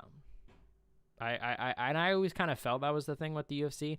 I felt like that the reason they didn't want to get married to bonuses and putting so much bonuses is because I do think that they do pay fighters like behind the scenes and shit. Like, we've heard this from multiple fighters. Oh, I got a little locker room check, a little this, that. Like, I think they probably do, and it makes more sense because, look, the UFC don't have to promise, like, they don't have to promise, well, now it doesn't matter as much now it's on Paramount, but back when pay-per-view was, you don't have to rely so heavily, if the pay-per-view fails, we've overpaid the fighters. You don't got to worry about that. Not that UFC really has to worry about that much anymore, that much now. But what do you call it? Like, so it makes more sense to kind of see the revenue, and then you can decide from there, hey, I'll pay this fighter extra. He got kind of screwed in the negotiation. Hey, let's give him a little extra. I would like to think that's how they do it, and I don't know how realistically they do it, but who knows? Let's see, guys. I kind of want to see, is there any... Okay, so apparently Arnold Allen showed his tattoo. Weird tattoo. Any other news, guys? So let me see what you guys were saying about. Let me see. Did you guys answer about Dana White? Broke his hand. He was messing with it the whole fight and looked in pain after the punch did damage. Oh damn! In a whole third round, he only threw his jab and low kicks. Maybe you're right then. Yeah, that's facts actually, because that was true. He slowed down in the third round, and then after that, Dana White says Justin Gaethje is 100% healthy and doesn't need to take time off. And then someone said, Davi on Twitter said, how the fuck is he 100% health after that fight? That's crazy. I mean, I'm sure that he probably was like, hey, would you be down for the White House card? And he said, hell yeah, I'm down. MMA Guru says, I loved her, Justin. I loved her so much, and she betrayed me. On his Ilya Taporia, divorced Ilya Taporia. Up next for Justin, and then anyone giving Justin a chance to beat Gaethje? Yeah, are you guys giving Ilya a chance to beat Gaethje? I mean, are you guys giving Gaethje a chance to beat Ilya? Don't think so. Aiden Ross upset with the result, saying, I knew Justin was going to win, but he won in a kind of fluky way. There were multiple eye pokes, and he did get him in the balls. Do you think really, do you guys really think of him, do you guys really think either of them are going to beat Topuria? Come on. Topuria is going to destroy whoever right now. I mean, that is facts. Aiden Ross doesn't say too many facts, but I got to say, he did spit facts there. Shout out to him for putting on that boxing event yesterday, too. We were talking about that. He might have just tweaked his wrist, but he wouldn't have if he struck technically instead of throwing haymakers. That's true. Anyway, I'm finna dip because it's 7:15 in the morning and I haven't slept, so I'm finna catch some Z's. Gotta love watching UFC in the UK. Yeah, bro, that is literally the grind. Shout out to the UK fans that actually managed to do that. Literally, the last time we were live streaming, guys, remember the last live stream? We were up late, but hey, I feel you. And that's a good thing that UFC is, I guess, an hour earlier. I don't know how that's doing for you. It would have been 8:15 right now for you. So maybe the UFC's hour change actually had you being able to view the stream. So shout out to you, the like button. You gave us some good stuff to talk about, and some good counter arguments, you know. So we got to discuss. But I think that Paddy was tough for sure. But you know, I don't know if I'm not convinced he's great. You know, I still think we need to see a lot more. Let's see, Paddy. Oh yeah, did you guys see that poly market chain that Paddy got? It's like worth $500K apparently. Crazy. Let's see. I want to see it, guys, because and also shout out to Dominic Cruz for being inducted to the Hall of Fame. Absolutely deserved. Shout out to Dominic Cruz, even though he could be a little mean sometimes. Won't lie to you guys. What do you guys think about the Arnold Allen Gene Silva fight? That was also a really fucking insane fight. Too Autistic, shout out. You know, Arnold Allen looked good. I saw a lot of people, man, writing him off. He looked good. You know, he did lose, but he did look good. He did look really good, man. And Gene Silva, man, now he's in the top 5, top 6 or whatever. Who knows what will be next to him? Probably a title shot. What the fuck am I talking about? He's probably gonna get a title shot next over Mobzar and Lerone Murphy. I wouldn't be shocked. They should do Lerone versus Gene Silva. Fuck it, that's a great fight. Or even Mobzar versus Gene Silva. I know that they hate Mr. Gene Silva. Let's see. I'm trying to see, guys. I want to see if there's any news, any other news like about like the press conference, because I know that happened. I couldn't really see it. Bilal Muhammad just predicted exactly how Justin would win, and we talked about that before. So a lot of people are talking about Bilal. Shout out to Bilal, getting some love. Oh, look, Arman tweeted out and said, this clown couldn't beat Gaethje on antibiotics. So Gaethje obviously seeming like he did have, I think he did have staph. You know, we saw with that clip, and I did get some love on Twitter for this. I clowned Gaethje a little bit. Gaethje says, I don't know if you guys saw with, who was he speaking to? Let's see, who did he speak to? Oh, to AG Fight. And he said, oh, what's up with the staff? Great question, by the way, like totally fair question. And Gaethje says, what's wrong with you? Don't ask about my body. And he's like, don't you know about HIPAA? Who's going to tell him that is not what HIPAA means, man? HIPAA applies to doctors not disclosing your information. Doesn't mean that people can't ask you about your medical situation. I could ask a stranger on the street. They don't have to tell me. And if I go to the doctor and they tell me, that is when HIPAA, it plays into effect. And, you know, you fucked up, and HIPAA laws are you know, now disrespected and, you know, broken and this and that. Oh, here we are. Dana White reacts to claims that Conor McGregor's UFC contract is essentially void. Dana White says, I have not heard about it. No, that's all he says. Okay, well, like I said, it seemed, you know, someone in the chat said he kind of, and peace out, like button, I see you put the peace. What do you call it? Yeah, like I said, I mean, McGregor, like I said, I don't think they're going to get this done. I really do not think they're going to get a deal done for McGregor. I think that they'll probably I think they'll probably fumble it or something. Like, I think that McGregor is, I don't know. I mean, Will McGregor's that's going to be interesting how it plays out. So, because McGregor, if it was based on pay-per-view, maybe, like, you're going to have to figure out something unless they come to some sort of resolution, which, I don't know. McGregor's team might say, hey, man, we want more money. But at the same time, we were just talking about the UFC's leverage. Well, UFC does have leverage when they say, well, I'm just going to shelf you, and you can call me when you're ready to accept our deal. And if they're but that would mean that they have to be okay with giving up McGregor for the White House, which I think they are. I think they are okay with it, so we'll see how it plays out. I also want to give a few other thoughts on some of the fights, because I didn't talk about the co-main event at all this stream. Let's talk about it. And if you guys have anything, also put it in the chat. By the way, I'll answer whatever. Sean O'Malley versus Song Yadong. As I said, I thought Song Yadong won, man. It was a close first round, I'll say. But Song Yadong, I thought he landed some good takedowns. He landed some good strikes. And O'Malley won the third round, really pulling it out. I'm not terribly mad about it. I definitely actually want to rewatch the fight. And maybe I'll have a different opinion. But, I thought that, look, it could have been worse for O'Malley. I picked Song Yadong to win. And I thought he did win, to be honest with you, but thought he did win. Let's see. What else? Let's see what other fight. Oh, yeah, Waldo Acosta Cortez versus Derek Lewis we talked about. Terrible fight. Derek Lewis looked terrible. Like I said, Derek Lewis has been looking terrible. No offense to the dude, but, honestly, you could take offense, really. I guess you could take offense, so go ahead, Derek Lewis, take offense, but the guy sat back, did nothing, just waited for a Hail Mary. You know what I'm saying? Like, I've seen more, Derek Lewis, has looked, maybe just wasn't motivated, maybe just didn't give a fuck, But I really felt like this was a matchup he could have won. You know what I'm saying? It wasn't, unwinnable. It's just he didn't do anything. In that state, it was unwinnable. Maybe he was injured. Maybe he threw out his back. And I know he has a lot of back problems. Maybe something happened with that he couldn't move. Maybe it was that. I don't know. Natalia Silva versus Rose Namajunas. We talked about that. That was a bit boring. Controversial decision, sort of controversial. But I felt like Natalia Silva won. Arnold Allen versus Gene Silva. Great fight. I thought it was fun back and forth. I thought it was going to be a little bit better. I was a little more excited for it, but, it was good. Like I said, the card itself was pretty good. And I said going into the main event, I was a little it didn't live up to expectations. It didn't. Didn't live up to expectations. But after that main event, it did. It was definitely worth it. Definitely a fun card. And like I said, let me know in the chat, guys. Let me know your favorite fight of the night. What should have won fight of the night? I'm sure, obviously, Paddy and Gaethje had a one fight of the night, I would assume, right? I definitely honestly want to check out the Dana White post-fight press conference alone, you know what I'm saying? Or, I guess I could play it on stream, too, if you guys want. Let me know in the chat if you guys want me just to play it and react low-key. But I don't think so. I think there's probably a lot of bullshit in there, right? So, yeah.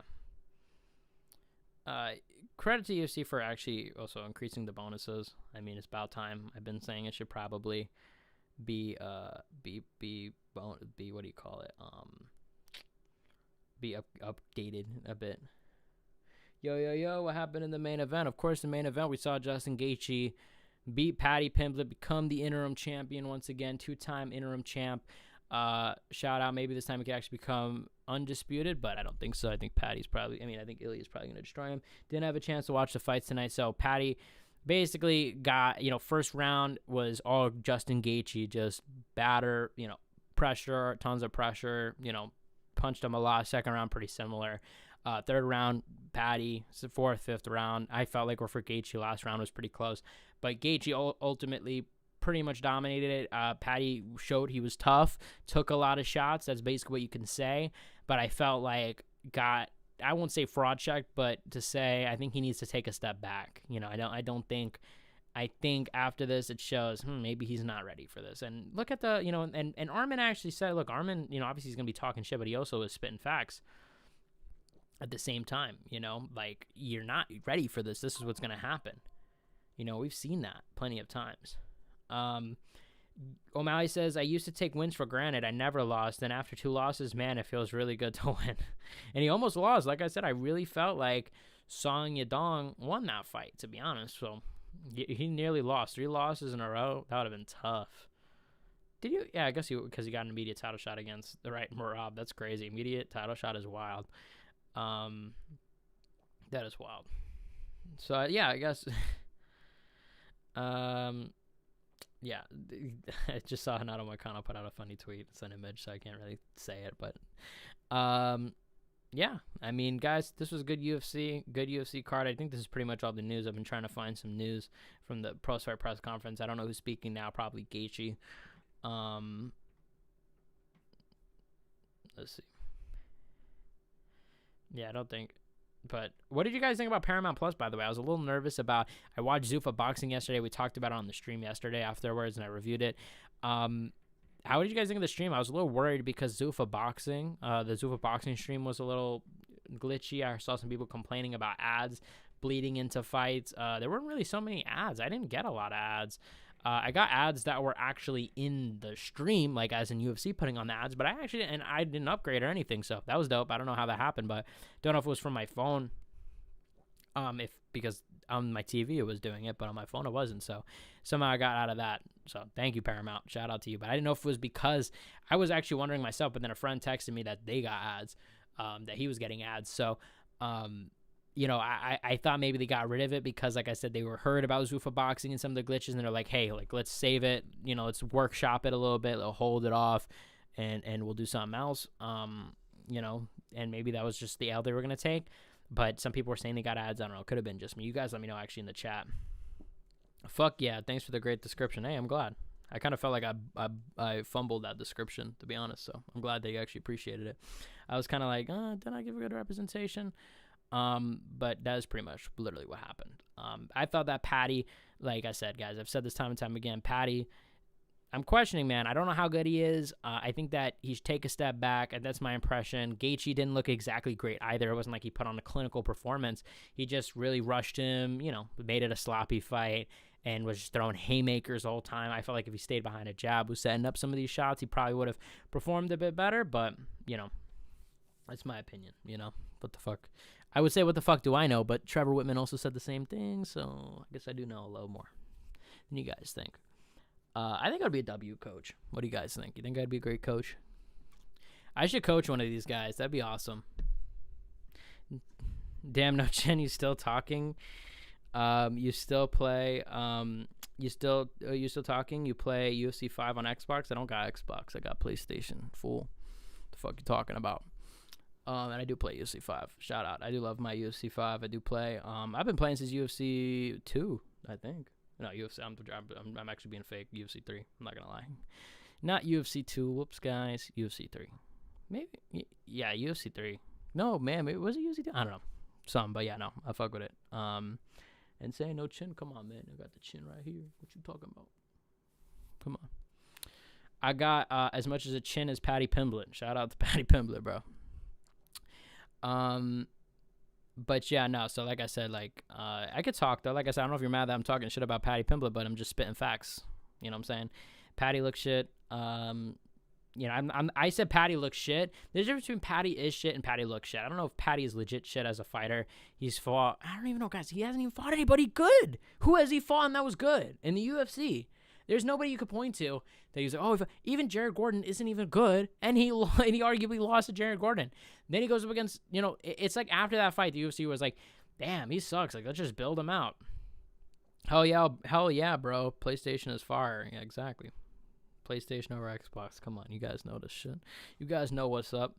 I always be playing UFC 5. I'm not gonna lie. I think UFC 5 is a fun ass game. That's probably the game I play the most out of any game out there. Oh, look, Gachi revealed what he said to Paddy Pimblett after the fight. He said, "Look at your face, mother effer." Wow. Damn. Little not so gracious, is he, Justin Gaethje? So Justin Gaethje appears to be speaking at the press conference. So we'll see what he has to say, and we'll see what else happens. Who knows? Maybe after the press conference we'll end it or whatever, but the stream. But we'll keep it up, and we'll keep hearing what he has to say, and I'll keep reporting on whatever news comes out. How do you think Gaethje's gonna do against Topuria? I think that Topuria, especially after watching this, if he went up against Topuria, I do not think he would stand a chance against Topuria. I mean, he has to tighten it up. He has to be more defensively sound. He was getting hit with a lot of shots. I think the right hands are gonna be what do you call it? What is this? Nah, no, not being an asshole. Let me join the live, bro. Let talk 100%. What the hell are you talking about? Let talk 100%. And how am I supposed to have you join the live? First of all, but no. Anyway, I'm doing this solo. But shout out to you though. I do. Actually, no, not shout out to you. You said I had no chin. Fuck out of here. But you did compliment me on my PlayStation, so I'm a little bit conflicted. But to answer your question, I do think that Topuria is gonna do very good. I think that he's gonna destroy Justin Gaethje. I think he's gonna knock him out in the first round.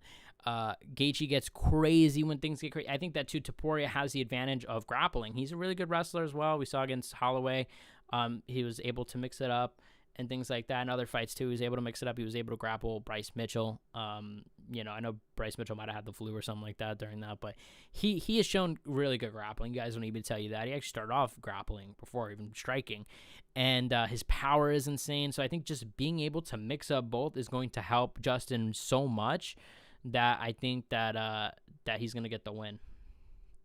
What's up, Isaac? Shout out the classic emojis. The classic. Of yapping, the yap emoji, I assume. Let's see. Oh, there we are. I don't know, bro. Lol, LMAO. What do you mean I don't know, bro? Let's see. Should we have him? I don't know. Now I'm like, should we have him join? Let's see. Chat's pinned this year. Look, I'm looking at all your chats right now from this year. You haven't been a good cookie. No, but honestly, I do sometimes do though, like when people join, so you're actually not that off base by asking, to be honest. I'm a sub, bro. You're all right, man. Yeah, I appreciate it, bro. I appreciate you, for real. Join the Discord, though. Join the Discord, yo. And we do stuff where we do have debates and stuff like that. To be honest with you, I actually just can't even set it up even if I wanted to. Normally, I'm on my PC. I'm actually still on the desk, but I'm using my Mac because my PC isn't working. So I actually don't really have... Right now, and also my Mac, it's literally at, like, bro, the storage is, like, pushing to the limits here. So I can't really download anything else. So, but... Join the Discord as well if you have a Discord, and you could join. And that goes for everybody, by the way. Join the Discord. Discord is popping. That's what I was gonna say. For sure, for sure. I assume you mean Ilya gonna knock him out. I feel like Gaethje hasn't fought like he used to. Yeah, no, Gaethje looked really bad tonight. I don't know what it was. Like a lot, and by really bad. Obviously, look, I can't say he won a title and looked really bad, but he, if you're going to stack up his other performances, even against Fiziev, his last fight against Fiziev, I thought he looked a lot better against Fiziev than he did against Paddy, and maybe that had to do with the fact that he didn't have respect for Paddy. And look, Gaethje, and I say that, but also at the same time, credit to him, because we see it all the time. Like, look at Jack Della Maddalena. When he fought Islam, he stayed back. He basically accepted, hey, I'm going to probably get taken down. All this and that, didn't push forward, was fighting on the back foot, and you're obviously going to get taken down, you're going to get controlled. But he said, look, I got to push him back. I can't have him lead the dance because then he's going to easily be able to take me down. And he actually went for it. So if that was the game plan, kudos to him, but he better change it up against Ilya. And I don't think that was the game plan. Like I said, I think jabs would have helped a lot more, and I think that would have made him actually more successful in the fight in general. Oh! Yeah, Dana White is asked about an update on Tom Aspinall's eye. Dana says, get a quote from him. God fucking forbid I say anything about it. Okay, I see. Paddy, not so baddie. Paddy, not so baddie. Paddy is baddie. He is bad.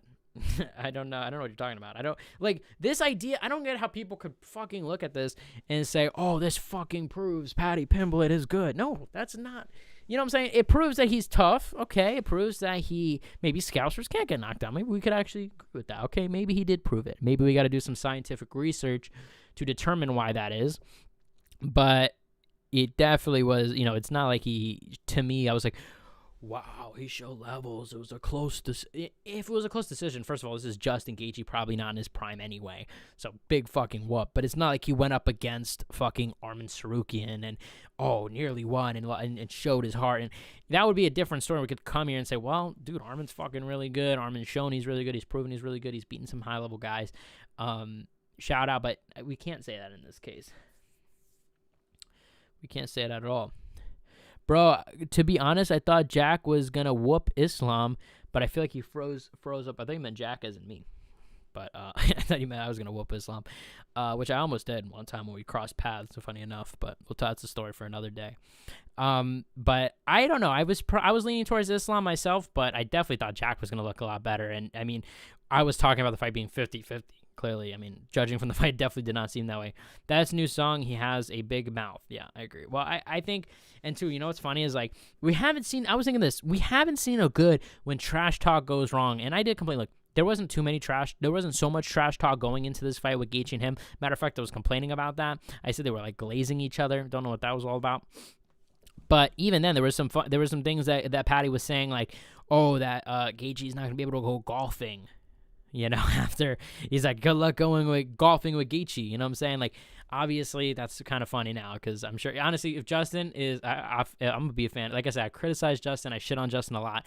I will be a fan of Justin tomorrow if he posts a pic of him in DC golfing in the morning. Like, hey, happy, like literally in the morning, like fucking day after the fight. You know what I'm saying? Let's see. I did think that Paddy was overestimated in this fight. While he had his moments, we saw that Gaethje is not so underestimated at all. I agree with you. I mean, I didn't have that opinion. I said that yesterday on the stream that I think that Gaethje could win and that it was a pretty close, either way. How do you have 15K and only 33 people here?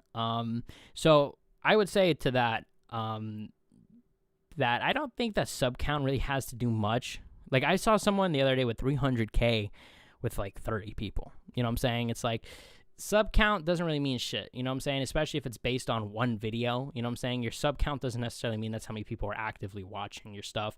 And to secondly answer your question is a lot of people, secondly, I'll say actually this too, is I haven't streamed in a minute too. So, you know, but honestly, look, I don't care about these numbers. These numbers are pretty good. I'm happy with y'all being in here, to be honest. I think it's a good amount. I'm actually pretty happy with the success of it, to be honest. So, but it doesn't necessarily translate. It's not like, oh, you have 15K, half of them have to be there, or even 1,000. Like, that's not how it works at all. And also another thing is the algorithm too. Sometimes it even suggests my videos. That's crazy, man. A lot of people comment, oh, I didn't get your videos. Like, I've been like, you know, I thought you didn't make videos anymore. It happens, you know. And I think a lot of it too is maybe I got to upload more. Maybe I got to really grind out more videos and stuff like that. But it's just tough, man, when there's no news in MMA. Like, I don't want to make videos based on no shit. You know what I'm saying? Like, just bullshit. You know, like, I like to, you know, actually inform about drama, actually involve about news and this and that, and actually talk about fight news. Like, I don't want to talk about bullshit. You know what I'm saying? Like, oh, this fucking little thing happened. We got to talk about it. It's like, nobody wants to see it. Y'all don't want to see it. You know, so I don't know. We'll figure it out. Like I said, I maybe more uploads is what I'm trying to say. Maybe expect some more uploads. But also, guys, I'm active on the Mic Check, miccheck.nyc. Yeah, that is obviously my podcast. I do interview all different people from the city. Obviously, look, I do it in my studio, not just here. So it ain't this. It's actually a whole broadcast. You know what I'm saying? Yeah, some of those people buy subs. I have a channel as well, 3,500.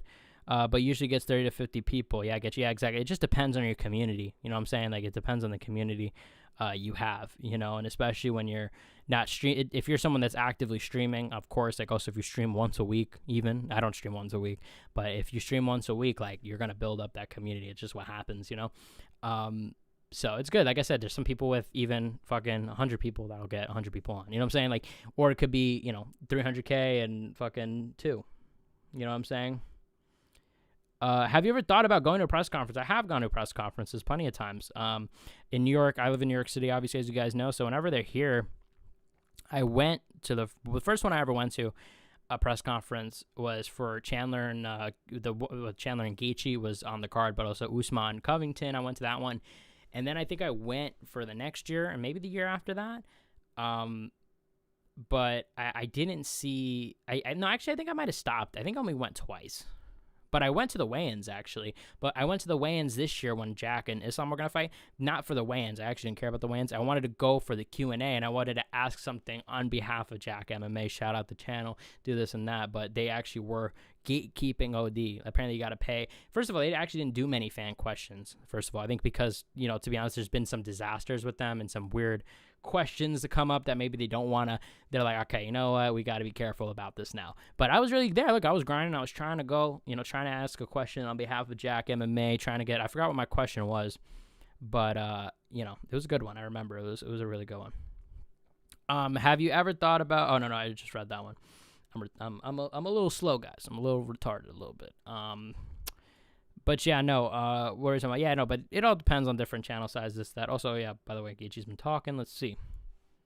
Anything new? Sean O'Malley was mid-answer. What the hell? When Paddy, I don't know what happened with that, but Sean O'Malley doesn't mind waiting for the winner of Merab versus Purion 3. If they're fighting, I'm chilling. Well, if Merab wins, I don't think they're really going to do, right? Now, please, please, UFC, do not do this. Do not do fucking O'Malley versus fucking, O'Malley versus whoever. Yo, shout out to you, Brad V219. I appreciate you. Shout out to you for joining the Jack Pack. Shout out, guys. Shout out to all y'all that joined the Jack Pack. I appreciate you joining, and yeah, shout out to you, bro. And you could definitely join the Discord too, so we can stay in touch. Hit me there, you know what I'm saying? Hit the channel, all that stuff, the Discord channel, all that. Dude, those fan questions are set up. If you go back in time, you can see Mackenzie Dern was the girl who insulted John Jones at the press conference. I don't think it was was it? I mean, I don't think that means it's set up. Like, if she insulted, maybe it was like a joke. I don't know that whole thing, but I believe you, actually, to be honest, because after being there, it is very much gatekeeped. It's very much like fucking, oh, it's over there to the side, and you can't it's like you have to be part of the VIP, buy the VIP tickets that include, I think, the press conference weigh-in and all that shit, to be able to, which is, I think, a way of them kind of vetting, you know what I'm saying? Hopefully, if you're paying $2,500 for this, maybe you're not someone that's going to be like, fuck you, you know what I'm saying? Maybe you're not going to be fucking unhinged, you know what I'm saying? But if you got that money, maybe you're not as unhinged. Maybe that's what they're fucking thinking. I don't know. Fat cats, because I ain't got that money, you know what I'm saying? So maybe I'm unhinged, though. These guys probably know the fighters.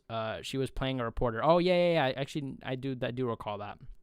But they've done that before. I don't think that's necessarily, like, the same as setting it up. Like, I think, though, with the I wouldn't be surprised if they do set up those fan ones. But just from being there myself, I'm like, bro, like, it's not fans. I mean, there's a fan thing, and then there's a fan side. Oh, wait, what? Oh, no. I saw fake news. I thought I saw something like Dan Hooker was out next weekend. Not true, guys. Shout out to Waldo Cortez. Shout out to Waldo Acosta Cortez, or Cortez Acosta. Damn, I've been saying Acosta Cortez this whole time. Shout out to Waldo Acosta. Shout out to Waldo Cortez Acosta, guys, for having his 10th child. Shout out. Let's see, guys. I'm trying to see any other news. I think maybe did he get off the press conference? I don't know. Was there any notable press conference news that you guys saw? Let me know, because I've been trying to react, trying to see all this. Let me see here. Top. Yeah, Gachi, man. Gachi looked really good. Actually, no, he didn't look really good. What the fuck am I talking about? I'm just surprised he won, you know. I didn't mean to say he looked really good at all. I had Tourette's there. That was a glitch. Yeah, look, two-time, like I said, guys, two-time fucking interim champion. The old Gar still has some fuel left in the tank. So, yeah, what do you guys think? Do you guys think Gaethje had staff? I actually think so. I think that's why he was tired, especially midway through the fight. I think he was, but damn, he really wanted it. And Paddy, actually, I will say this about Paddy. He definitely did see some decent. We definitely did see some decent striking from him. He surprised me with his striking. I actually will say that was something that he surprised me about, and I think that there's more to do there, like, for him. I just posted a short about UFC 324 on my page. Not trying to be a YouTube guy, just want to talk to real fans. Damn, bros, I see what you're trying to do, man. Look, like I said, good luck with your channel and all that shit. Good luck, man. Just keep grinding and shit. Just keep uploading all this and that, and you'll be fine. I feel you. Rufus Masterclass. Shout out to PZ, my guy PZ. Honestly, I was thinking, I was like, did PZ abandon the army? Did he abandon the channel? What's going on? I haven't heard from PZ in a minute, but shout out to PZ. Glad he's back. Glad to see him. Glad to see him in the chat. We will wrap this up, though, soon-ish. Like I said, I'm just checking in to see any news. Justin Gaethje says he wants to fight at the UFC White House card. Surprise, surprise. There's no way to keep me off that card unless I am dead. So, yeah, I guess he wants to fight. I mean, guys, the whole White House card, I think, is just cringe at this point. I mean, I don't know. Like, guys, can we be adults about this? Can we be adults? Like, I don't know, guys. Maybe I'm bugging. Maybe I'm bugging for saying this, but it's just like, you know, with everything going on, it feels awkward. I'm not going to lie. And I feel like, you know, when people are on the outside looking in, I feel like they're going to, I don't know. I'm curious to see what coverage and what media coverage will be like going into this UFC White House card, you know, especially mainstream. You know, I think you're going to catch a lot of mainstream outlets reporting on this because, of course, it has to do with the president and this, that, and that. And I'm sure there's probably going to be a lot of people like, what do you call it? I'm sure a lot of people are going to be like, you know, I don't even know what I was saying now. I lost my train of thought, to be honest. But let's see. About the White House. I was saying, yeah, like I think a lot of people on the outside of other countries, like who knows what they'll fucking think, you know? I think it's awkward, man, especially what's going on in the country right now. A lot of unrest, you know? It's definitely uncomfortable, man, for real. Like I think that I'm not saying, I'm offended, cancel it. That's not what I'm fucking saying. I'm just saying like the facts are the facts. Like it's, I don't know. You know, I don't think it's a right move, man. It's a little, I don't know about that, you know, and especially who knows, you know, we're talking about Greenland. They're talking about, you know, taking over Greenland, this, that, you know, but we're not getting political here. I'm just saying my thoughts on this UFC White House and about like the media coverage of it, you know. It just wasn't much going on the past few weeks. Also, Dana has checked out and and the White House card shows it. Well, who knows? Yeah, I agree. Like, I think that Dana White, and I've talked about this, like I said, throughout the month, Dana White's checked out 1,000%. I don't think that he has the motivation that he once did. I think it's pretty much clear as day, and obviously, like, we've been seeing this for years, kind of slowly go down. We're at a point where I feel like he's really focused on the Zuffa boxing, and as I said, I talked about this on my stream yesterday, guys. Like, Zuffa, I mean, I genuinely think the UFC should rethink going into boxing after watching the event. It's not that the event was bad, and it's not the fact that they had bad fights on there. You know what I'm saying? Like, I said, look, that the UFC, I understand them wanting, I think what they should have done, get a few guys that they believe in, like Callum Walsh, they obviously believe in, and a few other guys, put them up against bums. You know what I'm saying? Not crazy bums, not obvious bums that they're like actually journeymen where they're like 3-75. You know what I'm saying? I'm not saying that, but like, you know, but guys, like I feel like that's what they do with Dana White's Contender Series. They put guys up against not necessarily bums, but guys that, you know, I think that sometimes there's little, you know, uneven matchmaking there. I think because they want to have those knockouts and those, like, I think they build fights to have finishes, and I think that's what they should have done with this card. Didn't wind up happening. All the fights were pretty much boring. And I wonder if it's Zuffa boxing, because I think unless you're going to totally switch a boxing, I'm talking probably rule changes and things like that. Unless you're going to do something like that, I don't know if they could actually succeed in boxing. And I'm not saying that they're going to go out of business or they're going to fail. What will probably happen is I think the first 5 years, they'll probably do good. They'll start doing this. And then we're going to see, can they actually start making stars of their own? Can they actually start making, you know, that will be the big thing is, will they be able to make stars? Because, you know, right now their game plan is, hey, let's just pay Usyk. Let's pay Jai Alpataya. Let's use Saudi Arabia's money to pay these guys. And they'll just join the car or join our league or our promotion. And, we're all good. That's kind of what they're doing right now, but when is it going to be a time where, wait, there aren't any of those big stars now, or they're signed in, you know, I'm assuming that they're not just going to be willing to fork out infinite money forever. I'm assuming that Saudi Arabia, especially, they're looking eventually for this to be turning into a profitable business, and something that I'm sure that they're invested in. I don't know exactly the specifics on the business. It seems like that Turkey is heavily, you know, financially, business-wise involved. Like, he's not just, look, I'm sure he's, you know, all this. Trump's, let's see, are we going to see Chandler versus McGregor? No, we're going to see Pereira versus Jones. No, Pereira used to be a middleweight. Is that what he said? That Pereira used to be a middleweight? Is that really his defense to why he's not making the fight? That's crazy. What? I mean, when was he a middleweight? Like 2022? What are we fucking talking about? The guys can't even make 205 really anymore. He's going to fight a heavyweight. So, I mean, it's inevitable. Trump Trump's done a better job at hyping up the card. Yeah, deadass. Trump has done a way better job talking about fucking 7 title fights, and John Anik too, bro. 6-7 title fights. You know what I'm saying? I'm headed to sleep in a sec. Shout out to you, PZ. I appreciate you stopping in and at least saying what's up. Missed you, bro. Shout out to BZ. But yeah, no, I mean, like I said, yeah, that's why he doesn't want Alex to fight a heavyweight. That's so ridiculous. He said this. Oh my God, this is so fucking crazy, man.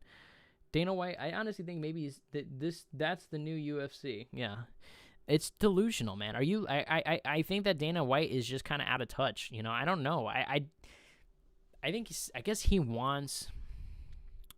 guess they want Pereira to stay at light heavyweight. I mean, I get why they would, and I actually am kind of in favor of that too. If I'm going to be honest with you guys, I actually would rather him keep defending it and things like that. I said this as soon as Pereira beat Magomed. I said, hey, please stay at 205. Please defend your title. Keep being active like that. And, I think that would be really, it would be entertaining for us fans because, hey, we're going to get a good main event where Pereira probably get a win, all this and that.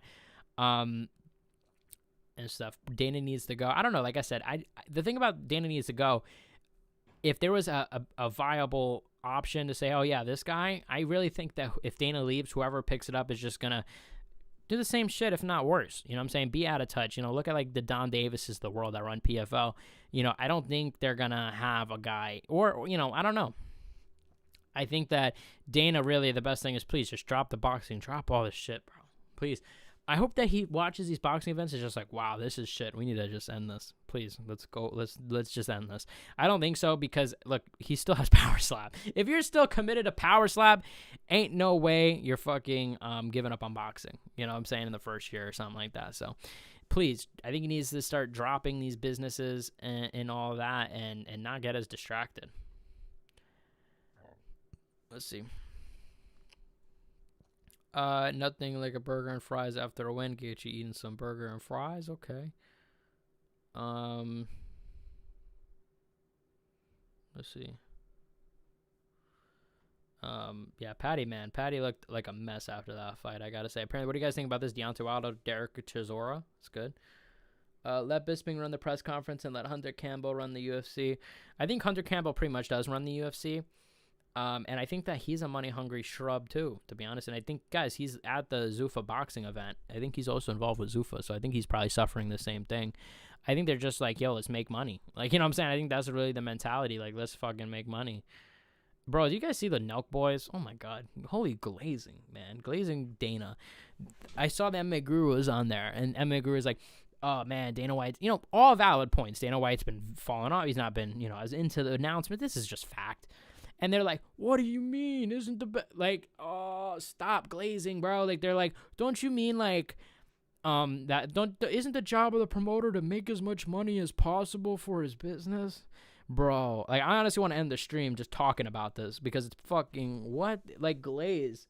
We don't care. I don't give a fuck about Dana White's fucking pockets. The guy's fucking how many millions in the bank at this point. I don't care about that. Don't care. And that doesn't measure anyway how good you are. You know what I'm saying? I mean, maybe some would, and I think that, okay, maybe it's a factor. But, dude, Dana White, I mean, he's relying on other people's work at this point. It's not him. What is he doing to promote these fights? Off topic, saw Ilya was going to go to the Olympics for boxing before MMA. He might be the closest we've ever gotten to a young, fresh boxer in the UFC. I don't think that's at all true because he first got his start not in boxing but in grappling. I don't think that that's true that he was going to go to the Olympics for boxing. I'm pretty sure. I don't think that's true. I think Gachi just said he had no idea what hurt Paddy Pimblett in the first round or something like that. Let's see. I'm going to just look up Justin Gaethje, see if he dropped any nuggets. So apparently Gaethje, he's angling. Like I said, I would probably bet confidently main event of the White House is going to be Ilya versus Justin Gaethje. I don't think they're going to get a Conor McGregor deal done. Conor wants to renegotiate his contract. Dana White wasn't really having it and seemed to have a bit of an ego with it. Nah, that's not, that's not happening. So don't think he's really into this wiggle room. And to be honest, I think a response like that is probably going to cause Conor and his team to be like, okay, well, fuck you then. We're not fucking, you know what I'm saying? Okay, we're doubling down then on this shit. Let's see. Let me see, guys. I want to see. I'm trying to see because I saw that Justin Gaethje something happened with him. I don't know. I thought so, but apparently not. I don't know. But yeah, guys, good card. Everything like that. Definitely, guys, like I said, if you guys haven't hit the subscribe button, all that, we'll be ending this in a second. Or not in a second, but, you know, a little bit. Let's see, guys. Shout out to y'all that subscribed. Shout out to all y'all that joined. Shout out to the donations, the people that actually joined the Jack Pack. Shout out to you, Brad V12, and shout out to I forgot. Fuck. I don't want to see what his name was. Okay, let's see. Can I see his name here? Okay, I don't know. I can't see right now. Oh, here. Is it this? Oh, here. Kev Larson. Shout out to you, Kev Larson, as well. Let's see. Is there any chat or something? Oh my god, this shit is glitching. Oh my god. Damn, bro. I just fucking trying to. What is this? Okay. I don't know what this is. Oh, I guess I could read it here. Oh, no, no. There's nothing going on. Sorry, guys. I had some technical difficulties, as they say in the business. Yeah, we've been streaming for like 2 hours at this point. Last time we were live for fucking light years. We were live for like 17 centuries and a half. Last time we were literally like, it was like the dawn of the morning when I stepped out of my house last time. I remember I was like, what the fuck is this? You know? But yeah, guys. No, so I guess, like I said, overall, I'll give my final thoughts and then we'll wrap this up. Good card. Like I said, it was a good card. I felt like the main event, PZ, if you're here, I was thinking about you during the thing because I was thinking about our last conversation of the main event saving it. I felt like that this was a perfect example of the main event saving the event. And not saving the event necessarily. I think it just buffed it because the event wasn't too bad, in my opinion. It just, you know, there was just, it had some blunders for sure. Add effects using... Bro, what the hell's going on? Oh my god. I don't know what's going on. It was my Mac, but they're telling me...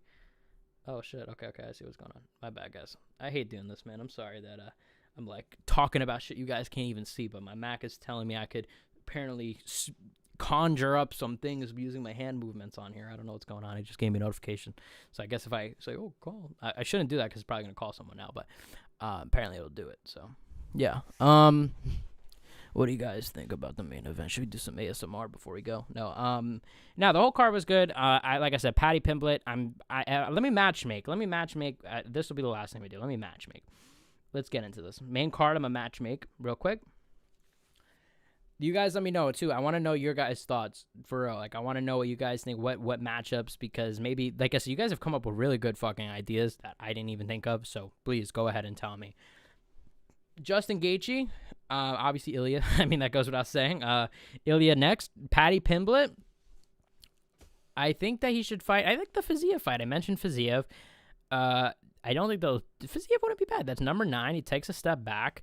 Renato Moicano wouldn't be a bad one. There was talk. I think they might do Renato Moicano, to be honest. I think they're going to do Renato Moicano. That's it. That's not a bad one. Step back. You know, a fight that, you know, let's see how good you are. You know what I'm saying? Like, let's. I'm not so confident, like I said, that he is great after this fight. You know, I think that he has some question marks, some open things that we still need to kind of look at. All right. So that's my matchmaking for the main event. Sean O'Malley versus Song Yadong. I think that Sean O'Malley should fight. You know, he said he wants to wait. I think if Petr Yan wins, yeah, why not just do it? I mean, that's a phenomenal fight, and Umar definitely is not going to get a title shot anytime then. But if not that fight, let me see in the rankings.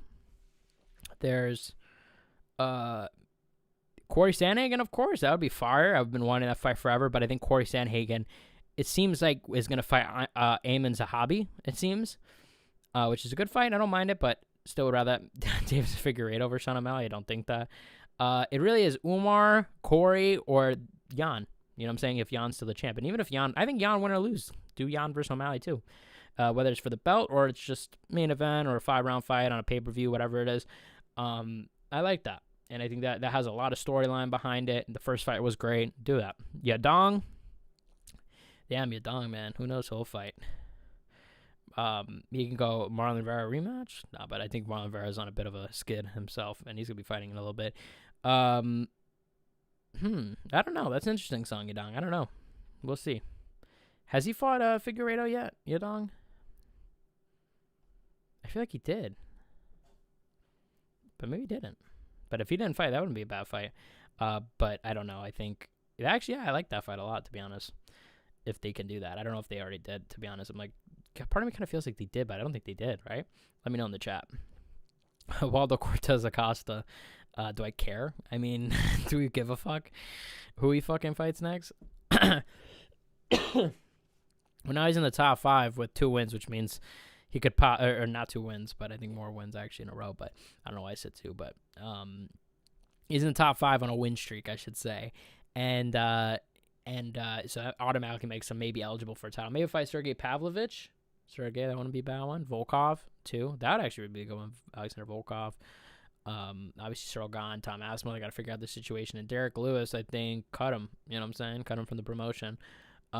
Maybe they won't, but I'm pretty sure he probably gets paid a shit ton. So they're probably gonna. I think they might cut him. But at the same time, like I said, I really wouldn't be surprised if the reason they're not cutting him is literally just to be petty to Francis Ngannou, because, like I said, Francis was in talks to fight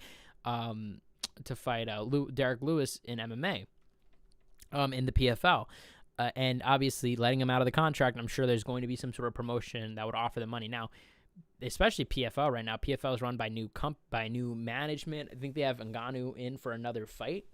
So, and especially, honestly, I got to say about the PFL, by the way, I like that this PFL's new ownership. I'm curious to see what they can do. Essentially, I think they really just have 1 year. They have 1 year left of this ESPN deal. I don't really see them re-signing anywhere that's going to be significant. Maybe DAZN, maybe something like that. I think DAZN has some rights to the European stuff, and maybe DAZN, maybe that's not a bad shout, and maybe DAZN would want something like that. Seeing that DAZN, I think, has lost a few deals, it seems like, recently. So maybe they'll do that. But like I said, I wouldn't be surprised if Dana's just that petty. He's like, yo, I don't want him to get a payday. Let's not do that. You could fight some scrubs. You know, we're going to keep you on ice, and we'll put you on the White House card. And if he's on the White House card, I'll say this. Who would be a good matchup? Give him like a fucking up-and-comer. That's probably what they're going to do. Up-and-comer, give him McParkin. Oh, Taliesin Teixeira. It wouldn't be bad. Taliesin Teixeira. Versus, what do you call it? And yeah, Taliesin Teixeira just lost to him. I forgot. Yeah, I just forgot about that. Yeah, right.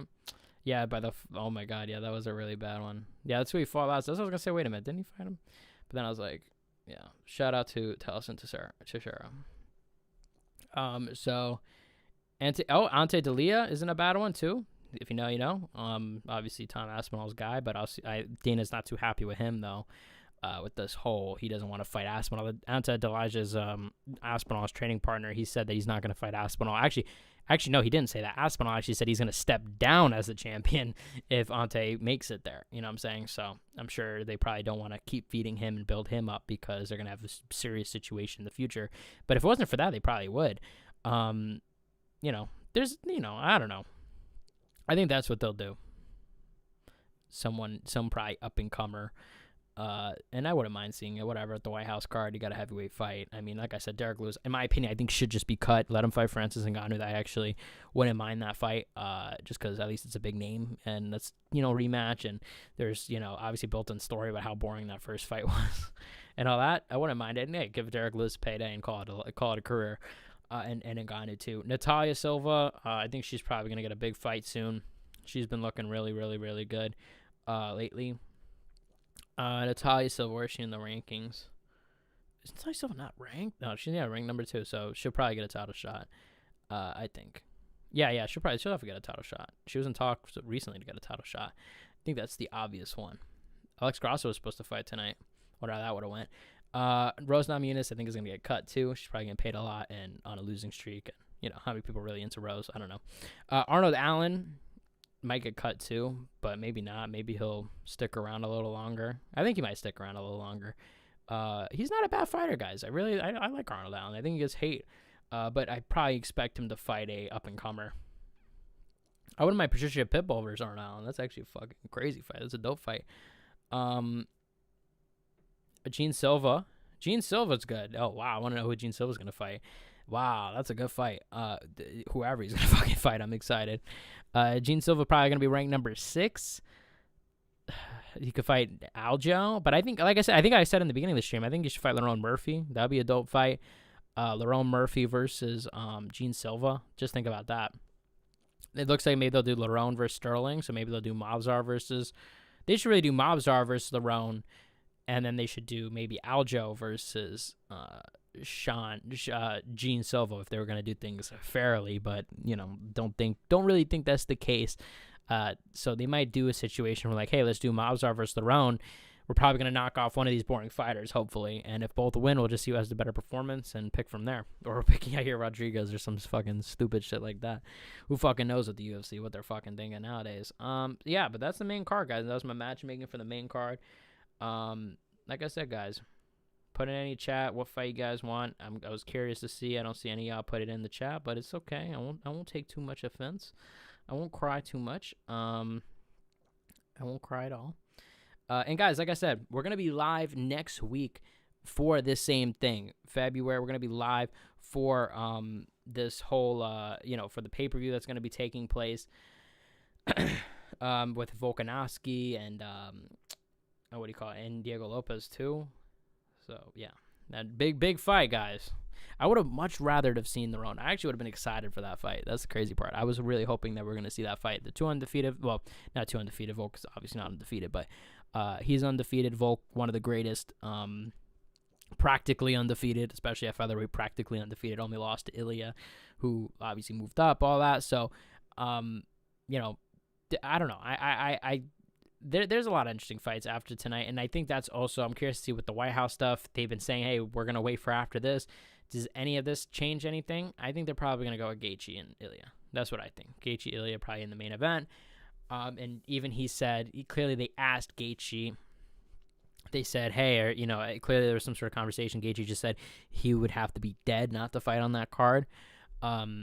So I think they'll do it. I think if McGregor, they can't reach some sort of deal with McGregor, and even then, I don't even know. Like, do they even care? Like, just do it. At this point, what do you guys rather as a main event fight for the White House, Gaethje or McGregor? And let me ask you guys this: do you think it matters what fight? Like, does it matter? Because it's the White House, does it have to be an American fighter? Could it be any fighter? Like, what do you like? Do they have to kind of thematically match it? I don't know. I don't think so. Just make a good card. The whole thing's weird anyway. I'm sure they're gonna have the Trump Glazers there, like Bo Nickel and Bo Nickel and who else? Michael Chandler, Justin Gaethje, of course. These MAGA heads that are probably gonna be there, and all that shit. They're probably gonna pop out and do all that. So I think who else is part of this MAGA crew? Maybe Colby. I don't know, Colby. Probably Masvidal. Seems like Masvidal wants to fight. All the MAGA guys that love that go up to Trump and like kiss him, whatever, guys. Maybe you guys hate me talking about this. I don't know. What do you guys think about this White House, man? It's crazy. Crazy stuff. Crazy that they're even doing a fight at the White House in general. Who would have thought, man? A year ago. Oh, we got Ilya Topuria responding. We got first word from Ilya Topuria live. Let's hear it, guys. Ilya Topuria goes off on Paddy Pimblett. I'm already looking at some of those guys. This is from Ilya Topuria's Twitter. Ilya Topuria just tweeted, little sausage. The only thing you had to do was be a 38-year-old guy. You lost the biggest paycheck of your life. You were going to get rich if you won. Justin, all I can say is congratulations, and I'd like to tell you to get ready, but you're screwed no matter what. Damn. Yeah, he is. The king has come out to talk. Ilya Topuria has come out and spoken. Wow.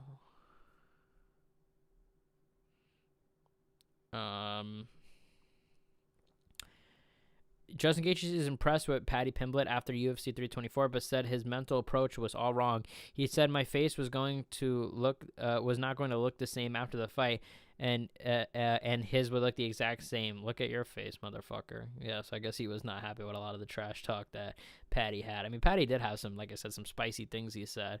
Like he said that what do you call it? That, like I said, I thought it was funny when he said, that to DC, he was like, oh, you're not going to be able to go golfing with Gaethje. You know what I'm saying? I thought that was actually a funny one, though, from Paddy, to be honest. That was a good little remark. But stuff like that, I guess, pissed him off,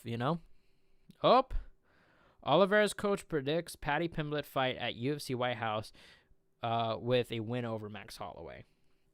That I do not think is going to happen. I do not think that's going to happen, nor should it happen. If Paddy Pimblett gets a BMF title fight, you will see next time I record, there's going to be like fucking 1, 2, 3, 4 like holes in the wall, fist shaped holes in the wall of just rage. You know what I'm saying? Like that's what you guys will see if that happens. Let's see. Yeah, so next week's card, let me do this and then we'll wrap up. We'll end it. Tweet us on the main card. Oh, God. Taoshi Teixeira's fighting next weekend. So maybe the winner of this will fight, or loser of this will fight Derek. I mean, I know they won't do. I mean, either way, they both fought Derek Lewis, but let's get into this. We'll start off. So the card's going to start off Quaylen Selkill. Actually, no, I'll start from the top. Volkanovski versus Diego Lopez. As I said, I'm not super excited about this fight, but it is what it is. Like, at this point, we're getting it, whatever. I would much rather Lauren Murphy. I'd much rather Movsar Evloev. I'd much rather your grandma next door. I'd much rather anybody at this point. But we're here. We're in this situation. Think it's stupid. And for Dana White to come out and say, don't watch it. You know, Dana White was asked in an interview about this fight, about the criticism that Volkanovski is going to be essentially immediately rematching Lopez. Why? After he beat Lopez literally less than a year ago. And Dana's big response, guys. Best promoter of the year according to the Nelk Boys, guys. Keep in mind, this is the Nelk Boys, what they claim. What? I mean, honestly, though, realistically, I guess what other promoter? I would probably say Turkey, maybe better promoter if he's counted as a promoter. Eddie Hearn's also been grinding. If we're going to talk about pure work, you know what I'm saying? Not necessarily just numbers. But what did the best promoter of all time have to say about the criticism of Volkanovski versus Diego Lopez? If you don't like it, don't watch it. Okay. Thanks, Dana. Thanks, bro. Thank you. Like, we can't it's like, don't criticize or just don't. You could either criticize or don't watch. Or you could either not criticize or don't watch. Like, that's the dumbest thing I think I've ever heard. Dana back in the day would be honest, like, oh, yeah, like, this fight wasn't good. And even the Zuffa boxing card, I saw him say in an interview, oh, these fights were great. The fighters brought it. And maybe the fighters brought it because boxing is just a boring sport in general, it seems. That's what I'm starting to think, guys. I really think that boxing cannot be sustained because it's boring. It's too long.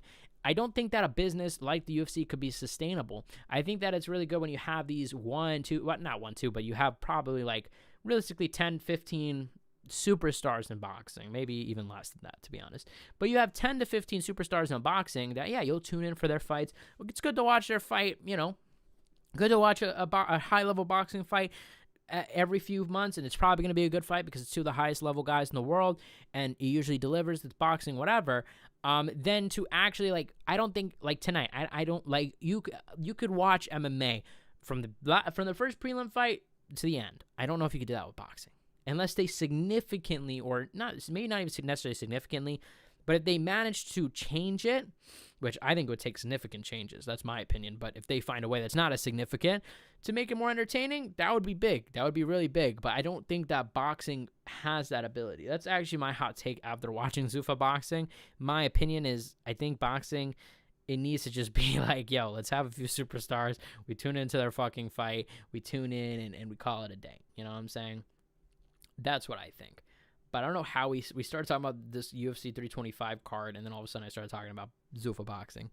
But yeah, Volkanovski, Diego Lopez, dumb fight. Oh, we're talking about the promoters. Yeah, dumbass response from Dana White. Like, accept responsibility, please. Like, just say, okay, fine. Maybe it was, like, I don't even know. Like, hey, look, like, defend yourself. Like, look, this was, you know, a fight that, look, I think it'll be a good fight. Maybe, yeah, like, I understand what fans are saying, you know, and all that, kind of legitimize it in a way, but say, hey, look, this is going to be a good fight, whatever.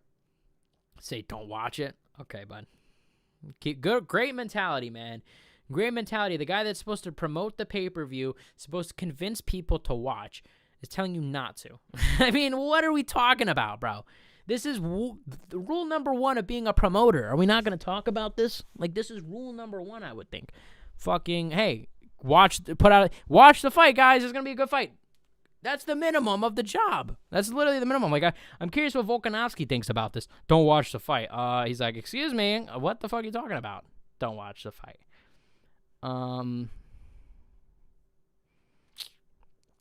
what do you call it? Oh yeah, let me finish up. Dan Hooker, Benoit Saint-Denis is the co-main event. All right, co-main event. I mean, Rafael Fiziev versus Mauricio Ruffi. So I forgot that they're fighting. What the hell? That's an amazing fight. What the fuck? That's like a fucking great fight. I love that fight. I love Mauricio Ruffi. Love Fiziev. Maybe the winner of that fights Paddy. You know what I'm saying? Maybe Fiziev wins. Maybe he doesn't get Paddy. Maybe he gets a little bit more up. Maybe he gets Arman. I wouldn't mind seeing that. Maybe the Arman versus Fiziev. They were supposed to do that, right? No? Am I bugging? When are they supposed to do that? It was Arman versus... Oh, no, it was Arman versus Fiziev, right? And then Fiziev pulled out, and then... Am I bugging with this? I feel like I'm mixing up details here, but I think it was something like that. Fiziev pulled out. Oh, no, it was against Oliveira and Gamrot. I'm confusing it now. Okay, Gamrot fought. It was supposed to be Fiziev versus Oliveira. I mixed it up. Okay, whatever. Then it was, okay, no, Arman did fight Dan Hooker, but that was always supposed to be the fight. But no, that's a phenomenal fight. Actually, fuck, bro. You know what? Actually, no, this ain't a bad card. I won't lie. It is a bad card, but like I thought it was worse. You know what I'm saying? I thought it was way worse. Tai Tuivasa versus Taliesin Teixeira, not a bad fight. Fucking heavyweight fight. Tai Tuivasa, been out for a while, seemingly getting out of shape, back in shape, all this. Quillen Salkilld versus Jamie Malarkey. That's also a good fight. Salkilld, we've talked about on the channel before. He's definitely big spot for him. I think he'll probably win, though. I think he's going to win that one. But yeah, great. Main event is a travesty, but otherwise, I sort of like it, someone said. Main event is a really bad one. But it'll probably be a good fight. I won't lie. It'll probably be a decent fight. It'll probably be a fun one. All right, guys. I think that's pretty much it. You guys, any last questions or anything before I wrap this thing up? We've had really dope viewership, bro. I really do appreciate it. It makes me want to go live even more. Just hearing y'all talk, just hearing the conversations we've been having. This is obviously a really big pay-per-view. Well, not a big, I mean, it was a pretty decently big pay-per-view. Definitely some probably more casual people watching and things like that. Paddy Pimblett definitely brings more of a casual audience, and big move. So next week we're going to be back with the live stream after UFC. What would that be? UFC 325. It's only one more number, so how could I forget? And then we'll be waiting for the BMF fight. But we're going to go live next week. 1000% probably go live more too. And like I said, maybe I'll even go live more after fight nights even. Let me know what you guys think. I've been loving the success of this. Loving that you guys actually do love this and love actually chatting shit with me. What's up, Super Fight? I don't know what's going on that the chat does not showing me many chats right now. Well, probably because not other people are chatting, but what's up, Super Fights? I didn't see you till now. But yeah. And if you guys have anything last to say, say your piece. Wait, what is it? Speak now or forever hold your peace? Speak now or forever hold your peace. Yeah, big card. Big card next week. Sort of big card. I don't know. I'll be obviously keeping, reporting on the channel, keeping y'all up to date, reacting to some of the fight week shenanigans, reacting to probably some of these post UFC 324 shenanigans. I'll probably make a video tomorrow, upload in the middle of the day, reacting to, I'm sure, some news that's going to come out from this stream to tomorrow. So there'll definitely be some. It always is the post Sunday pay-per-view, some big news, some, drama, some this, some that about the fight. We'll see. I mean, Paddy Pimblett, I'm curious to see what his responses are going to be.